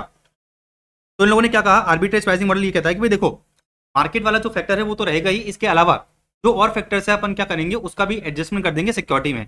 एडजस्टमेंट कैसे करेंगे भाई, देखो ये तो क्या था, ये तो बेसिकली सिक्योरिटी का बीटा था विद रिस्पेक्ट टू मार्केट, ये तो सिक्योरिटी का बीटा था विद रिस्पेक्ट टू मार्केट। अच्छा अपन को अज्यूम करो क्वेश्चन में दे रखा है कि भाई जीडीपी भी एक फैक्टर है, जीडीपी भी क्या है, एक फैक्टर है जो क्या करेगा, शेयर के प्राइस को अफेक्ट करेगा, शेयर की सिक्योरिटी को अफेक्ट करेगा। तो अपन क्या करेंगे, अपन जो है बेसिकली इस जीडीपी के फैक्टर को भी जो है क्या करेंगे, रिटर्न में कंसिडर करेंगे, एक्सपेक्टेड रिटर्न में कंसिडर करेंगे। तो मुझे क्या करना पड़ेगा, मुझे देखना पड़ेगा कि भाई जो जीडीपी है, जो आपका जीडीपी है उसका रिस्क प्रीमियम कितना है, उसका रिस्क प्रीमियम कितना है, ठीक है ना। इधर अपन ने क्या करा था, इधर अपन ने मार्केट रिस्क प्रीमियम निकाला था, तो अपन इधर क्या करेंगे, जीडीपी का रिस्क प्रीमियम निकालेंगे और मैं क्या करूंगा, उसको मल्टीप्लाई कर दूंगा बीटा से, उसको क्या करूंगा, मल्टीप्लाई कर दूंगा बीटा से। तो ये क्या होगा, ये होगा beta of security with respect to GDP and so on and so on. तो क्वेश्चन में आपको जो जो अलग अलग फैक्टर दे रखे हैं उसका रिस्क प्रीमियम निकालो, उसका क्या करो, इस तरह से रिस्क प्रीमियम निकालो, उसको जो है बीटा से मल्टीप्लाई कर दो और क्या करेंगे अपन, इन सबको टोटल कर देंगे तो आपको जो है एक्सपेक्टेड रिटर्न मिल जाएगा। तो बेसिकली आपको क्या करना है, आपको जो है क्वेश्चन के अंदर वेरियस फैक्टर्स के रिस्क प्रीमियम दे रखे होंगे। अच्छा वेरियस फैक्टर का आपको बीटा दे रखा होगा, आपको कुछ नहीं करना, आपको जो है क्या करना है, उस फैक्टर का रिस्क प्रीमियम उठाना है, उसको बीटा से मल्टीप्लाई करना है और अपन क्या करेंगे, इस फॉर्मूले में ऐड कर देंगे। आ जाओ देखो इन लोगों ने भी वही कर रखा है भाई, देखो आरएफ हो गया। अच्छा ये क्या है, ये फैक्टर नंबर 1 है और उसका बीटा है, ये फैक्टर नंबर 2 है और उसका बीटा है। अच्छा ये बेसिकली क्या है, फैक्टर नंबर 1 का रिस्क प्रीमियम है, जैसा मार्केट रिस्क प्रीमियम था ना, उसी तरह से ये क्या है, फैक्टर नंबर 1 का रिस्क प्रीमियम है, ये फैक्टर नंबर 2 का रिस्क प्रीमियम है और ये क्या है, बीटा, बीटा है किसका, बीटा है सिक्योरिटी का with respect two factor number 2 and so on. अब देखो क्वेश्चन से कर लेते हैं अपन, अब उन क्वेश्चन से कर लेते हैं। देखो क्वेश्चन में मुझे बता रखा है कि भाई आरएफ दे रखा है 8%, मुझे 3 फैक्टर्स बता रखे हैं, मार्केट, ग्रोथ रेट और इन्फ्लेशन। मुझे तीनों का क्या दे रखा है, तीनों का जो है रिस्क प्रीमियम बता रखा है और तीनों का मुझे बीटा बता रखा है। सिंपल सा काम क्या करोगे भाई, अपन ने करा आरएफ, अपन ने लिया आरएफ प्लस, प्लस करोगे भाई जो पहला फैक्टर है उसका रिस्क प्रीमियम कितना है 4%, तो 4 इंटू 1.3, देखो ये रहा 4 इंटू 1.3, फिर मैंने क्या करा, फिर अगेन करा प्लस, फिर करोगे प्लस, फिर क्या करोगे, जो सेकंड फैक्टर है उसका रिस्क प्रीमियम इंटू उसका बीटा, तो करा मैंने 1 इंटू 0.3, इसी तरह से हो जाएगा ये -4% इंटू 0.2, तो आपने क्या करा -4% इंटू 0.2, इन सबको क्या करा मैंने ऐड करा, इन सबको आपने क्या करा ऐड करा, तो आपको क्या मिल गया, एक्सपेक्टेड रिटर्न मिल गया। अच्छा अगर क्वेश्चन में आपको जो है फैक्टर्स का रिस्क प्रीमियम नहीं दे रखा, क्वेश्चन में फैक्टर का रिस्क प्रीमियम नहीं दे रखा, तो आप क्या कर सकते हो, फैक्टर का रिस्क प्रीमियम निकाल सकते हो। कैसे निकालोगे भाई, फैक्टर का रिस्क प्रीमियम का मतलब क्या होता है, एक्चुअल वैल्यू, फैक्टर का actual value minus expected value, ये तो ये क्या है बेसिकली रिस्क प्रीमियम है, ये क्या है बेसिकली रिस्क प्रीमियम है। डन। तो ये हो गया आपका एपीटी, एपीटी मॉडल से अगर आपको जो है क्वेश्चन में ये कहे कि भाई आपको क्या करना है, एक्सपेक्टेड रिटर्न निकालना है, तो कैसे निकाल सकते हैं अपन। अब नेक्स्ट टॉपिक पे आ जाते हैं। आपको जो है पोर्टफोलियोज दे रखे होंगे, आपको जो है क्या कर रखे होंगे, पोर्टफोलियोज दे रखे होंगे, अपन को क्या करना है, पोर्टफोलियो को इवैल्यूएट करना है। तो पोर्टफोलियो को इवैल्यूएट करने के लिए क्वेश्चन आपसे बोलेगा कि भाई शार्प रेशियो के बेसिस पे इवैल्यूएट करो, ट्राइनर रेशियो के बेसिस पे इवैल्यूएट करो, या फिर जेंसन अल्फा के बेसिस पे क्या करो, इवैल्यूएट करो। तो आपको क्या करना है, आपको जो है ये फॉर्मूले ध्यान रखने, सिंपल सी बात ही है। शार्प रेशियो का मतलब क्या होता है, return on security minus risk free return upon standard deviation. तो अपन अज्यूम करते हैं कि भाई आपने क्या करा, आपने जो है सिक्योरिटी पे, पोर्टफोलियो पे या फिर सिक्योरिटी पे रिटर्न कमाया 10%, रिस्क फ्री रिटर्न था 4%, मतलब आपने एक्सेस कितना कमाया, आपने एक्सेस कमाया 6%। अच्छा अपन अज्यूम करते हैं कि भाई स्टैंडर्ड डिविएशन कितना है, स्टैंडर्ड डिविएशन है 3, स्टैंडर्ड डिविएशन कितना है 3 है। तो मोटा मोटा शार्प रेशियो मुझे ये बताता है कि भाई रिस्क, आपने जो रिस्क लिया उसके रिस्पेक्ट में कितना आपने एक्सेस रिटर्न कमाया, वो क्या होता है शार्प रेशियो। तो जितना ज्यादा होगा उतना अच्छी बात है, जितना ज्यादा होगा उतना अच्छी बात है। तो शार्प रेशियो क्या बोलता है कि भाई return on security minus RF, ठीक है ना, return on security minus RF upon standard deviation, इसको अपन क्या बोलते हैं, टर्नर रेशियो बोलते हैं, सॉरी शार्प रेशियो बोलते हैं। टर्नर रेशियो क्या होता है, same return on security minus RF, लेकिन अपन क्या करेंगे, डिवाइड करेंगे इस बार बीटा से, डिवाइड करेंगे किससे, बीटा से। तो ये हो गया शार्प रेशियो, ये हो गया टर्नर रेशियो। फिर एक होता है जेंसन अल्फा, जेंसन अल्फा का मतलब ये है कि भाई हम ये देखेंगे कि भाई आपने कितना एक्सेस रिटर्न कमाया, तो हम क्या करेंगे, हम ये देखेंगे कि भाई पोर्टफोलियो पे एक्चुअल रिटर्न कितना है माइनस पोर्टफोलियो से एक्सपेक्टेड रिटर्न कितना था। तो अपन अज्यूम करते हैं कि भाई एक्सपेक्टेड रिटर्न था 10, हमने एक्चुअल में कमाया 12, तो जेंसन अल्फा क्या हो गया, आपका जेंसन अल्फा निकल के आया 2%। तो अगर आपसे क्वेश्चन में ये कहता है कि भाई आपको क्या करना है, पोर्टफोलियो को इवैल्यूएट करना है on the basis of Sharpe ratio, Treynor ratio, Jensen alpha, तो आपको क्या करना है, basically Sharpe ratio, Treynor ratio, Jensen alpha की वैल्यू निकालनी है, अकॉर्डिंगली आप क्या करोगे, कंपेयर करोगे पोर्टफोलियोज को, जिस भी पोर्टफोलियो का रेशियो सबसे ज्यादा होगा वो पोर्टफोलियो बेसिकली क्या होगा, फीजिबल होगा। डन। अब देखो नेक्स्ट टॉपिक आता है अपना पोर्टफोलियो रिवीजन एंड रीबैलेंसिंग, इसको अपन लास्ट में करेंगे। एक छोटा सा टॉपिक देख लेते हैं, कैरेक्टरिस्टिक लाइन का। अच्छा ये कंसेप्ट अपन ने आईसीए मटेरियल से उठाया है, आईसीए मटेरियल में बैक एक्सरसाइज में क्वेश्चन नंबर 11 है, वहां पर आपको जो है कैरेक्टरिस्टिक लाइन का क्या दे रखा है, कंसेप्ट दे रखा है। अपन ने जिस तरह से सिक्योरिटी लाइन पढ़ी थी, ठीक है ना, सिक्योरिटी लाइन क्या पढ़ी थी आपने, RF plus beta RM minus RF, यही पढ़ा था ना। और फिर मैंने आपको ये बताया था कि भाई आपको क्या करना है, आरएफ और आरएम माइनस आरएफ की वैल्यू पुट कर देनी है। तो अपना क्या निकल के आया था, अपना जो है बेसिकली इक्वेशन निकल के आया था कुछ इस तरह से, 6 प्लस, ठीक है ना, बीटा इंटू 8, ये अपना जो है क्या निकल के आया था, सिक्योरिटी मार्केट लाइन। इसी तरह से क्वेश्चन अगर आपसे ये पूछता है कि भाई आपको क्या करना है, कैरेक्टरिस्टिक मार्केट लाइन का इक्वेशन बनाना है, तो आप कैसे बनाओगे, आ जाओ समझते हैं। भाई कैरेक्टरिस्टिक मार्केट लाइन अपने को ये बोलता है, कैरेक्टरिस्टिक लाइन अपने को ये बोलता है कि भाई जो रिटर्न टोटल सिक्योरिटी का रिटर्न होता है, ठीक है ना, सिक्योरिटी का जो टोटल रिटर्न होता है उसमें दो चीजें होती है। एक तो रिटर्न होता है, जिसको अपन क्या बोलते हैं, अल्फा बोलते हैं।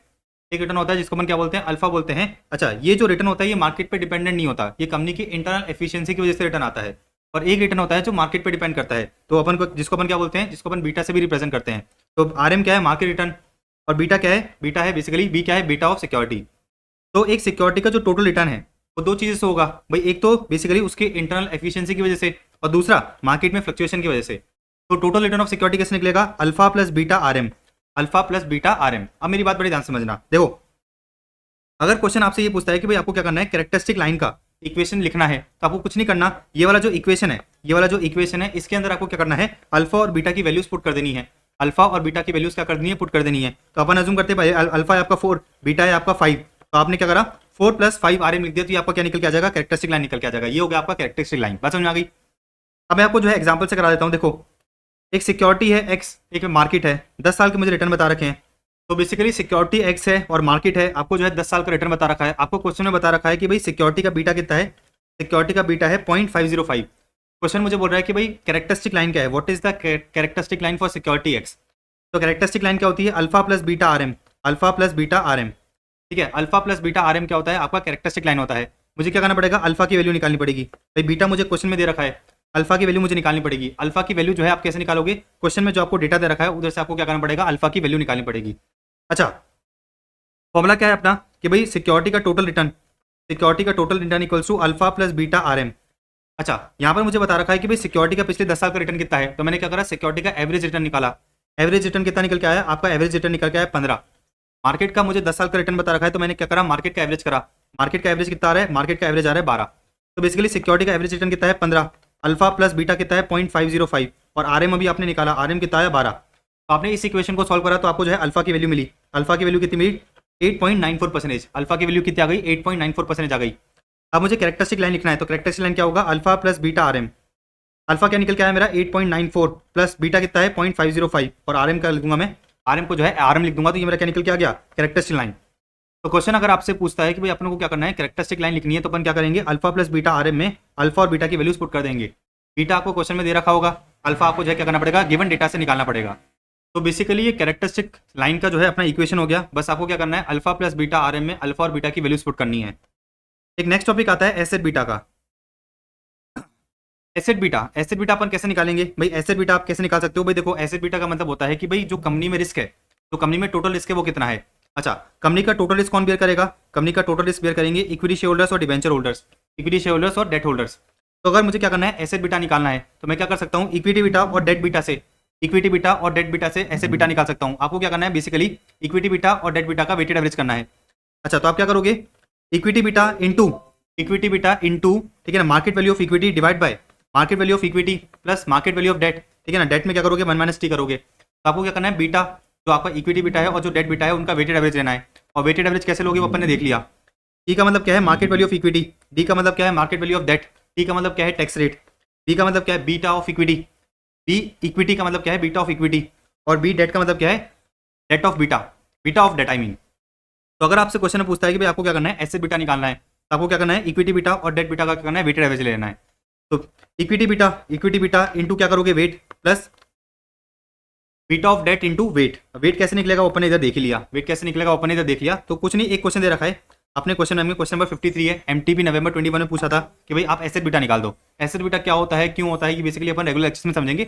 अभी आपका बस पर्पस इतना सा है कि भाई अगर कोई क्वेश्चन आता है एसेट बीटा निकालने का, तो इक्विटी बीटा और डेट बीटा से आप क्या कर सकते हो, एसेट बीटा को निकाल सकते हो। नेक्स्ट एक टॉपिक आता है शार्प ऑप्टिमम पोर्टफोलियो का। अगर क्वेश्चन आपसे ये बोलता है कि भाई आपको क्या करना है, शार्प ऑप्टिमम पोर्टफोलियो निकालना है, तो उसके लिए आपको क्या करना पड़ेगा, ये वाले कुछ स्टेप्स फॉलो करने पड़ेंगे। क्वेश्चन अगर आपसे बोलता है शार्प ऑप्टिमम पोर्टफोलियो निकालो, तो आपको क्या करना है, कुछ स्टेप्स फॉलो करने पड़ेंगे।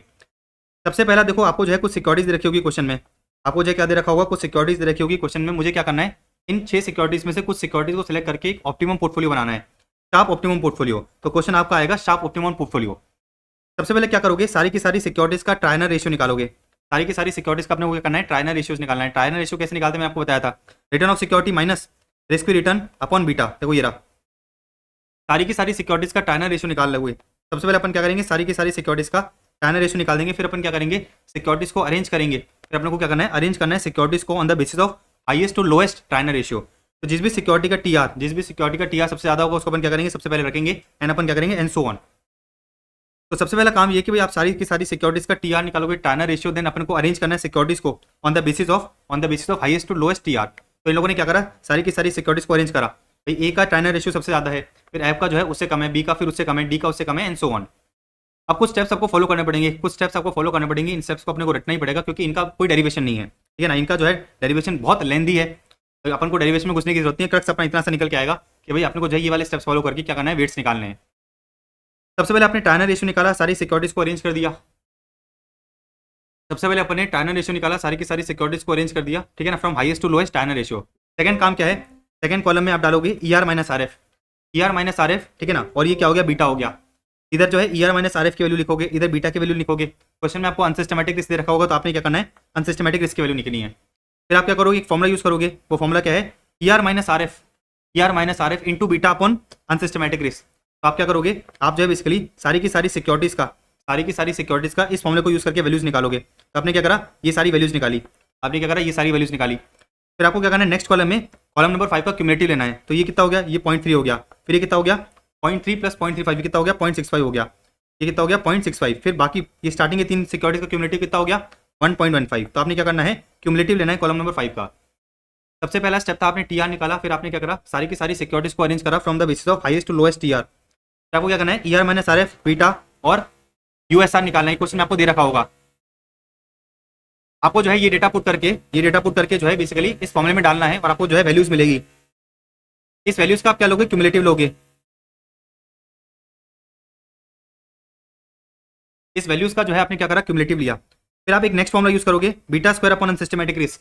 फिर आपने क्या करा, उसका भी क्यूमुलेटिव लिया। तो beta square upon unsystematic risk की आपने वैल्यू निकाली, 1 2 3 4 5 6 सारी की सारी सिक्योरिटीज की आपने वैल्यू निकाली। फिर आपने क्या करा, क्यूमुलेटिव लिया। फिर अपन को क्या करना है, सी की वैल्यू निकालनी है। फिर अपन क्या करेंगे, सी की वैल्यू निकालेंगे। तो पहला स्टेप था टाइनर रेशियो निकालना। दूसरा स्टेप था कि भाई सी की वैल्यू निकालेंगे और हाईएस्ट सी की वैल्यू को पकड़ेंगे। अच्छा, सी की वैल्यू कैसे निकालेंगे, देखो सी की वैल्यू का फॉर्मुला क्या है। सी की वैल्यू का फॉर्मुला है standard deviation of market, variance of market into column number 6। Column number 6 कौन सी है, ये वाली। Divide by 1 plus variance of market into column number 8। तो अगर मुझे सिक्योरिटी ए का क्या करना है, सिक्योरिटी ए का सी वैल्यू निकालना है, तो मैं कैसे निकालूंगा, variance of market into column number 6 upon 1 plus variance of market into column number 8। तो ये देखो, ये कॉलम नंबर है ना 6 7 8। तो इस तरह से आप क्या करोगे, सारी की सारी सिक्योरिटीज का सी वैल्यू निकालोगे। अच्छा, जिस भी सिक्योरिटी का सी वैल्यू सबसे ज्यादा है उसको क्या मानेंगे अपन, कट ऑफ पॉइंट मानेंगे। उसको अपन मानना है कट ऑफ पॉइंट। तो अपन ने क्या करा, टाइनर रेशियो निकाला, फिर सी की वैल्यू निकाली। हाईएस्ट सी की वैल्यू को अपन ने क्या करा, कट ऑफ पॉइंट माना। तो बेसिकली अपन ने क्या करा, सी की वैल्यू निकाली और हाईएस्ट सी की वैल्यू को अपन ने क्या करा, कट ऑफ पॉइंट माना। मतलब कितना आ गया, ये 2.814। अच्छा, थर्ड स्टेप में मैं क्या करूंगा, जिस भी स्टॉक का टाइनर रेशियो कट ऑफ पॉइंट से ज्यादा है या उसके बराबर है, उन सिक्योरिटी को सिलेक्ट कर लेंगे। तो अपन अज्यूम करते हैं कि भाई अपनी सिक्योरिटी सिलेक्ट हुई COD AFD, भाई ABCDEF में से अपनी सिक्योरिटी सिलेक्ट हुई COD। तो बेसिकली COD जो सिक्योरिटी है उसका टाइनर रेशियो है जो कट ऑफ पॉइंट से ज्यादा है, तो अपनी सिक्योरिटी क्या सिलेक्ट हुई, COD सिलेक्ट हुई। अब मुझे क्या करना है, COD का वेट देखना है कि भाई COD का जो है मेरा पोर्टफोलियो में वेट कितना होना चाहिए। तो वेट निकालने के लिए आपको Z की वैल्यू निकालनी पड़ेगी। Z की वैल्यू कैसे निकालेंगे, Z की वैल्यू को निकालने के लिए आपको फॉर्मुला यूज करना है, बीटा अपन unsystematic risk into Treynor ratio minus cut off point. तो आपको जो है Z की वैल्यू मिलेगी। तो अपन अज्यूम करते हैं कि भाई C की Z की वैल्यू आई 3 और आपका जो है D की Z की वैल्यू आई 4। अब मैं क्या करूंगा, बेसिकली ये जो Z की वैल्यू निकल के आई, ये जो आपकी Z की वैल्यू निकल के आई, ये Z की वैल्यू है। इन Z की वैल्यू का क्या करूंगा, वेट लूंगा। तो टोटल कितना हो गया, टोटल हो गया 7। टोटल हो गया। तो पोर्टफोलियो में वेट कितना होना चाहिए, 3 डिवाइड बाय 7 इंटू 100 करो। 3 डिवाइड बाय 7 इंटू 100 मैंने 100 करा तो कितना आ गया, ये आ गया मेरा 42.84%। 42.84%। अच्छा, इसको क्या करा मैंने, 100 में से लेस करा तो मुझे जो है डी का वेट मिला कितना, 57.14%। डन। तो बेसिकली अब आपको ये पता चल गया कि भाई जो आपका ऑप्टिमम पोर्टफोलियो है उसमें जो है सिक्योरिटी सी और डी होनी चाहिए। सिक्योरिटी सी का वेट होगा 42 पॉइंट समथिंग और सिक्योरिटी डी का वेट कितना होगा, 58 पॉइंट समथिंग।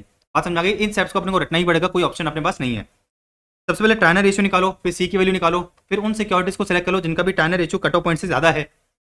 अच्छा, फिर अपन क्या करेंगे, जिस भी सिक्योरिटीज को अपने सेलेक्ट करा है उन सिक्योरिटीज की जेड वैल्यू निकालेंगे और जेड की वैल्यू जो अपने जेड की वैल्यू निकाली उसके बेसिस पर अपन वेट निकाल लेंगे। यही अपना क्या है, ऑप्टिमम पोर्टफोलियो है। डन। इसका भी बकायदा एक क्वेश्चन दे रखा है आईसीआई ने अपने मॉड्यूल में, इन्हीं स्टेप्स को फॉलो कर रखा है, इन्हीं स्टेप्स को फॉलो करके उसने क्या कर रखा है, सोल्यूशन कर रखा है। डन। अब अपना पोर्टफोलियो मैनेजमेंट का एक लास्ट टॉपिक आता है, पोर्टफोलियो मैनेजमेंट का एक लास्ट टॉपिक आता है पोर्टफोलियो रीबैलेंसिंग। पोर्टफोलियो रीबैलेंसिंग, इसमें तीन तरह की क्या होती है, स्ट्रेटेजीज होती है। एक होता है buy and hold policy. Buy and hold policy का मतलब ये होता है कि भाई आपने क्या करा, एक बार इक्विटी शेयर मार्केट में पैसा इन्वेस्ट कर दिया तो आप इसको क्या करोगे, छोड़ दोगे, उसमें जो है कुछ भी एडजस्टमेंट नहीं करोगे, इसको आपने क्या कर दिया, छोड़ दिया। 3 साल के लिए आप क्या करोगे, छोड़ दोगे, और 3 साल बाद देखोगे कि भाई क्या पोजीशन है, उसको अपन क्या बोलते हैं, बाय एंड होल्ड पॉलिसी। एक होता है constant mix policy. Constant mix policy का मतलब क्या समझते हैं, कांस्टेंट मिक्स पॉलिसी का मतलब ये कि भाई आपने क्या करा, एक रेशियो डिसाइड करा कि भाई जो भी आपके पास पैसा है, जो भी आपके पास पैसा है उसमें आप क्या करोगे, 60% पैसा इन्वेस्ट करोगे शेयर मार्केट में और 40% पैसा इन्वेस्ट करोगे बॉन्ड में। तो अपन अज्यूम करते हैं कि भाई आपके पास पैसा कितना है, 100 रुपये है, आपने 60 रुपीज़ लगाए इक्विटी में और 40 रुपीज़ लगाए बॉन्ड में। बात समझ आ गई। अच्छा, एक साल बाद क्या होता है, एक साल बाद क्या होता है कि भाई लेटर से सपोज इक्विटी की वैल्यू जो है कितनी होती है, 60 से 50 हो जाती है, 60 से 50 हो जाती है, बॉन्ड की वैल्यू तो सेम ही रहेगी, बॉन्ड की वैल्यू में तो कोई चेंज नहीं आता। तो आपकी पोर्टफोलियो की टोटल वैल्यू कितनी होगी, अब 90, पहले 100 थी अब कितनी हो गई, 90 हो गई। लेकिन आपका रूल क्या है कि भाई आप हमेशा क्या करोगे, 60/40 का रूल मेंटेन करोगे। इसका मतलब ये कि भाई देखो आपकी जो इक्विटी की वैल्यू है वो 60 से 50 हो गई, बॉन्ड की वैल्यू कितनी है, 40 है, तो आपकी टोटल वैल्यू पोर्टफोलियो का टोटल वैल्यू कितना हो गया, 90 हो गया। तो मैं क्या करूंगा, 90 का 60% कितना होता है, 54। 90 का 60% हो जाता है 54 और 90 का 40% हो जाता है 36। मतलब मोटा मोटा आपको क्या करना है, 54 और 36 अपनी जो इक्विटी की वैल्यू है उसको 50 से 54 लेके आना है और फिर 40 से 36 लेके आना है। तो मतलब मैं क्या करूंगा, 4 रुपये का बॉन्ड बेच के 4 रुपये का क्या करूंगा, शेयर खरीद लूंगा। तो 60/40 क्या बोलता है, 60/40 ये बोलता है कि भाई आप क्या करोगे, हमेशा एक प्रपोर्शन, एक रेशियो को मेंटेन करते हुए रखोगे, एक रेशियो को क्या करना है, मेंटेन करते हुए रखना है। इसका मतलब क्या है कि डू समथिंग पॉलिसी है, आप क्या करोगे, पोर्टफोलियो को रीबैलेंस करते रहोगे। तो जब भी आपका क्या होगा, इक्विटी का वैल्यू चेंज होता रहेगा, जब भी आपका इक्विटी का वैल्यू चेंज होता रहेगा तो आप क्या करोगे, उस चेंज वैल्यू के बेसिस पे अपने पोर्टफोलियो को रीबैलेंस करोगे। तो यहाँ पर आपका जो टोटल पोर्टफोलियो का वैल्यू कितना है, 90 है। अच्छा, आपका रूल क्या था कि भाई 90 का 60% का होना चाहिए इक्विटी में, मतलब 90 का 54 इक्विटी में होना चाहिए, अभी है कितना, 50 है। तो आप क्या करोगे, 4 रुपये इधर इन्वेस्ट करोगे, तो 4 रुपये आपने बॉन्ड से हटाया, 4 रुपये आपने बॉन्ड से निकाला और इक्विटी में इन्वेस्ट करा। एंड अभी जब भी क्या होगा, जब भी बेसिकली इक्विटी का प्राइस चेंज होगा, अपन क्या करेंगे, 60/40 के रेशियो में जो है पोर्टफोलियो को रीबैलेंस करते हुए चलेंगे।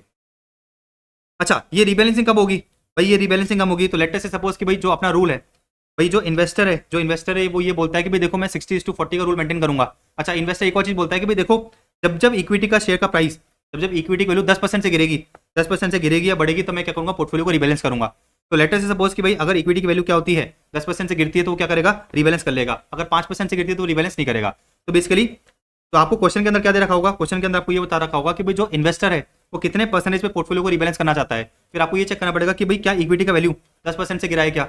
अगर इक्विटी का वैल्यू 10% से गिरा है, भाई यहाँ पर अगर अपन देखें तो आपका इक्विटी का वैल्यू है 60 है, 60 का 10% कितना होता है, 6 होता है। तो यहाँ पर जो है पोर्टफोलियो का वैल्यू जो है 10 रुपीज से गिरा है, मतलब 10% से ज्यादा गिरा है, तो मैं क्या करूंगा, पोर्टफोलियो को रीबैलेंस करूंगा। मतलब क्या है कि भाई 90 का मैं क्या करूंगा, 90 का जो है आप क्या करोगे, 60/40 को फॉलो करोगे। डन। तो ये हो गया कांस्टेंट मिक्स पॉलिसी, ये आपका निकल के आ गया कांस्टेंट मिक्स पॉलिसी। अब लास्ट आता है कांस्टेंट प्रपोर्शन इंश्योरेंस पॉलिसी। इसमें क्या होता है समझना, भाई इन्वेस्टर के पास 10 लाख रुपए लगाने को, इन्वेस्टर के पास क्या है, 10 लाख रुपए लगाने को, उसने ये बोला कि भाई देखो मैं जो है क्या करना चाहता हूँ, मैं जो है बेसिकली 7,50,000 रुपए जो है बेसिकली क्या करना चाहता हूँ, सेफली रखना चाहता हूँ, ठीक है ना। इन्वेस्टर चाहता है कि भाई 7,50,000 सेफली रखना चाहता हूँ, बाकी 2.5 लाख में मैं रिस्क ले सकता हूँ।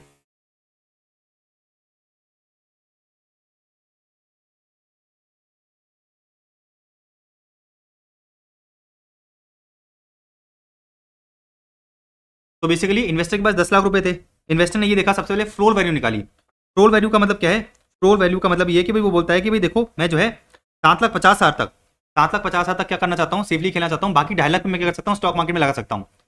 अच्छा, क्वेश्चन में आपको मल्टीप्लायर दे रखा होगा, तो इसका मतलब क्या है कि भाई 10 लाख उसका पोर्टफोलियो था, उसने बोला कि भाई मुझे क्या करना है, 7,50,000 सेव रखने हैं, लेकिन क्वेश्चन में आपको मल्टीप्लायर दे रखा होगा, क्वेश्चन में आपको क्या दे रखा होगा, मल्टीप्लायर दे रखा होगा। मल्टीप्लायर का मतलब क्या है कि भाई देखो इन्वेस्टर जो है 2.5 लाख रुपए का क्या करना चाहता है, 2.5 लाख रुपए का रिस्क लेना चाहता है। अच्छा, इन्वेस्टर ये बोलता है कि भाई देखो मैं क्या कर सकता हूँ, दुगना रिस्क ले सकता हूँ, 2.5 लाख का 2 मल्टीप्लायर का मतलब क्या है कि भाई वो कितने टाइम्स रिस्क ले सकता है। तो इन्वेस्टर बोलता है कि भाई देखो मेरी फ्लोर वैल्यू वैसे तो 7,50,000 है, लेकिन मैं जो है क्या कर सकता हूँ, 2.5 लाख इंटू 2 बोले तो 5 लाख तक का रिस्क ले सकता हूँ। उसका पहले जो है टारगेट क्या था, उसका वो पहले ये सोच रहा था कि भाई देखो 7,50,000 मेरा सेफ रहे, 2.5 लाख में क्या कर सकता हूँ, मैं रिस्क ले सकता हूँ। फिर उसने क्या करा, थोड़ा सा रिस्क बढ़ाया, उसने बोला कि देखो मैं क्या कर सकता हूँ, 2 टाइम्स रिस्क ले सकता हूँ। इसका मतलब क्या है कि वो मार्केट में क्या कर सकता है, 5 लाख रुपए लगा सकता है इक्विटी मार्केट में। तो देखो 10 लाख उसके पास थे, उसने क्या करा, 5 लाख लगाए इक्विटी में और 5 लाख लगाए बॉन्ड्स में।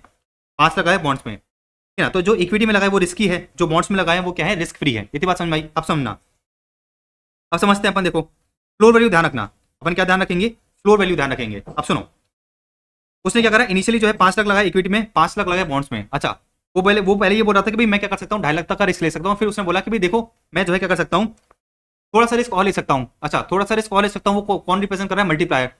तो बेसिकली मल्टीप्लायर का मतलब क्या है कि वो कितना और रिस्क ले सकता है। तो 2.5 लाख का वो रिस्क ले सकता था, इंटू 2 करा उसने। तो उसने बोला कि चलो ठीक है यार, मैं 5 लाख तक का रिस्क ले सकता हूँ। तो 10 लाख में से उसने 5 लाख लगाए कहाँ पर, इक्विटी में, और 5 लाख लगाए बॉन्ड में। अब सुनो, जो इक्विटी की वैल्यू है, जो इक्विटी की वैल्यू है वो कितनी हो गई, 7,50,000 हो गई। तो जो उसने इक्विटी में पैसा लगाया था, जो उसने इक्विटी में पैसा लगाया था उसकी वैल्यू कितनी हो गई, 7,50,000। बॉन्ड्स की वैल्यू तो सेम ही रहेगी, बॉन्ड्स की वैल्यू तो क्या रहेगी, सेम ही रहेगी। तो अब उसके पोर्टफोलियो की टोटल वैल्यू कितनी हो गई, टोटल वैल्यू हो गई 12,50,000। उसके बॉन्ड की, उसके पोर्टफोलियो की टोटल वैल्यू कितनी हो गई, 12,50,000 हो गई। अब समझना, अब अपन क्या करेंगे, पोर्टफोलियो को वापस रीबैलेंस करेंगे। उसकी पहले जो है फ्लोर वैल्यू कितनी थी, 7,50,000। हाँ, अच्छा, पहले जो है पोर्टफोलियो की वैल्यू कितनी थी, 10 लाख। अब अगर अपन देखें तो उसकी पोर्टफोलियो की वैल्यू कितनी है, 12,50,000। पोर्टफोलियो की वैल्यू कितनी है, 12,50,000। फ्लोर वैल्यू कितनी है, 7,50,000। तो बेसिकली रिवाइज वैल्यू के बेसिस पे वो कितना रिस्क ले सकता है, 12,50,000 माइनस 7,50,000 कितना हो गया, ये हो गया 5 लाख। तो बोलता है कि मैं 5 लाख तक का रिस्क ले सकता हूँ, और कितना ज्यादा और रिस्क ले सकता है, इंटू 2 कर दिया उसने कि भाई चलो ठीक है मैं 10 लाख तक का क्या कर सकता हूँ, रिस्क ले सकता हूँ। तो अपन क्या करेंगे, उसने बोला कि भाई मैं 10 लाख तक क्या कर सकता हूँ, इक्विटी में इन्वेस्ट कर सकता हूँ। अभी उसने कितना कर रखा है, 7,50,000। तो वो क्या करेगा, इधर 2.5 लाख डाल देगा, इधर क्या करेगा, 2.5 लाख डाल देगा। तो टोटल कितना हो जाएगा, 10 लाख हो जाएगा। और इधर से क्या करेगा, 2.5 लाख उड़ा लेगा। तो बॉन्ड से उसने 2.5 लाख निकाले, बॉन्ड से उसने क्या करे, 2.5 लाख निकाले, और क्या करा, इक्विटी में 2.5 लाख डाल दिया। तो पहले जो है बेसिकली 12,50,000 की वैल्यू कितनी थी, 7,50,000 इक्विटी में और 5 लाख बॉन्ड्स में। उसने क्या करा, रीबैलेंसिंग करी, और रीबैलेंसिंग करके उसने क्या करा, इक्विटी वैल्यू को 10 लाख कर दिया, और बॉन्ड की वैल्यू है उसको क्या करा, 2.5 लाख कर दिया। तो बस आपको जो है क्वेश्चन में सारी इन्फॉर्मेशन दे रखी होगी, क्वेश्चन में जो है आपको क्या कर रखी होगी, सारी इन्फॉर्मेशन दे रखी होगी। मल्टीप्लायर बता रखा होगा, मल्टीप्लायर बता रखा होगा आपको क्वेश्चन में, और आपको क्या करना है, बेसिकली पोर्टफोलियो को बस इस तरह से रीबैलेंस करना है। वापस समझ लेते हैं भाई, 10 लाख की उसकी पोर्टफोलियो की वैल्यू है, उसने देखा कि भाई 7,50,000 उसका क्या है, फ्लोर वैल्यू है, मतलब वो 2.5 लाख तक का क्या कर सकता है, रिस्क ले सकता है। फिर क्वेश्चन में मल्टीप्लायर दे रखा होगा, मल्टीप्लायर का मतलब ये कि भाई वो और कितना ज्यादा रिस्क ले सकता है। तो उसने बोला कि चलो ठीक है मैं थोड़ा सा और रिस्क ले सकता हूँ। 2.5 लाख इंटू 2, 2.5 लाख इंटू 2 बोले तो 5 लाख का रिस्क ले सकता है। तो उसने क्या करा, 5 लाख इक्विटी में लगाया और 5 लाख बॉन्ड में लगाया। इक्विटी वैल्यू 7,50,000 हो गई, बॉन्ड की वैल्यू 5 लाख की रहेगी। तो अब कितना हो गया, टोटल वैल्यू हो गया 12,50,000। अच्छा, 12,50,000 माइनस उसने फ्लोर वैल्यू करा, तो उसको क्या पता चला कि भाई वो 5 लाख तक का रिस्क ले सकता है। कितना ज्यादा और रिस्क ले सकता है, 5 लाख इंटू 2 बोले तो 10 लाख तक का वो रिस्क लेने के लिए रेडी है। तो 7,50,000 में मैंने क्या करा, 2.5 लाख को ऐड कर दिया ताकि उसकी इक्विटी वैल्यू कितनी हो जाए, 10 लाख। अब 2.5 लाख इधर लगाया तो बॉन्ड से क्या करूंगा, 2.5 लाख को निकाल लूंगा।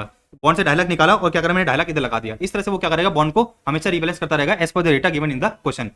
इसका भी जो है बकायदा एक क्वेश्चन दे रखा है म्यूचुअल फंड वाले चैप्टर में। आईसीए ने क्या कर रखा है, म्यूचुअल फंड वाले चैप्टर में इसका क्वेश्चन दे रखा है। तो म्यूचुअल फंड वाले चैप्टर का जब अपन क्वेश्चन करेंगे वहां पर जो है अपन इस तरह का इसका क्वेश्चन देख लेंगे। तो यहाँ पर जो है आपका पोर्टफोलियो का पूरा क्या होता है, रिवीजन खत्म होता है।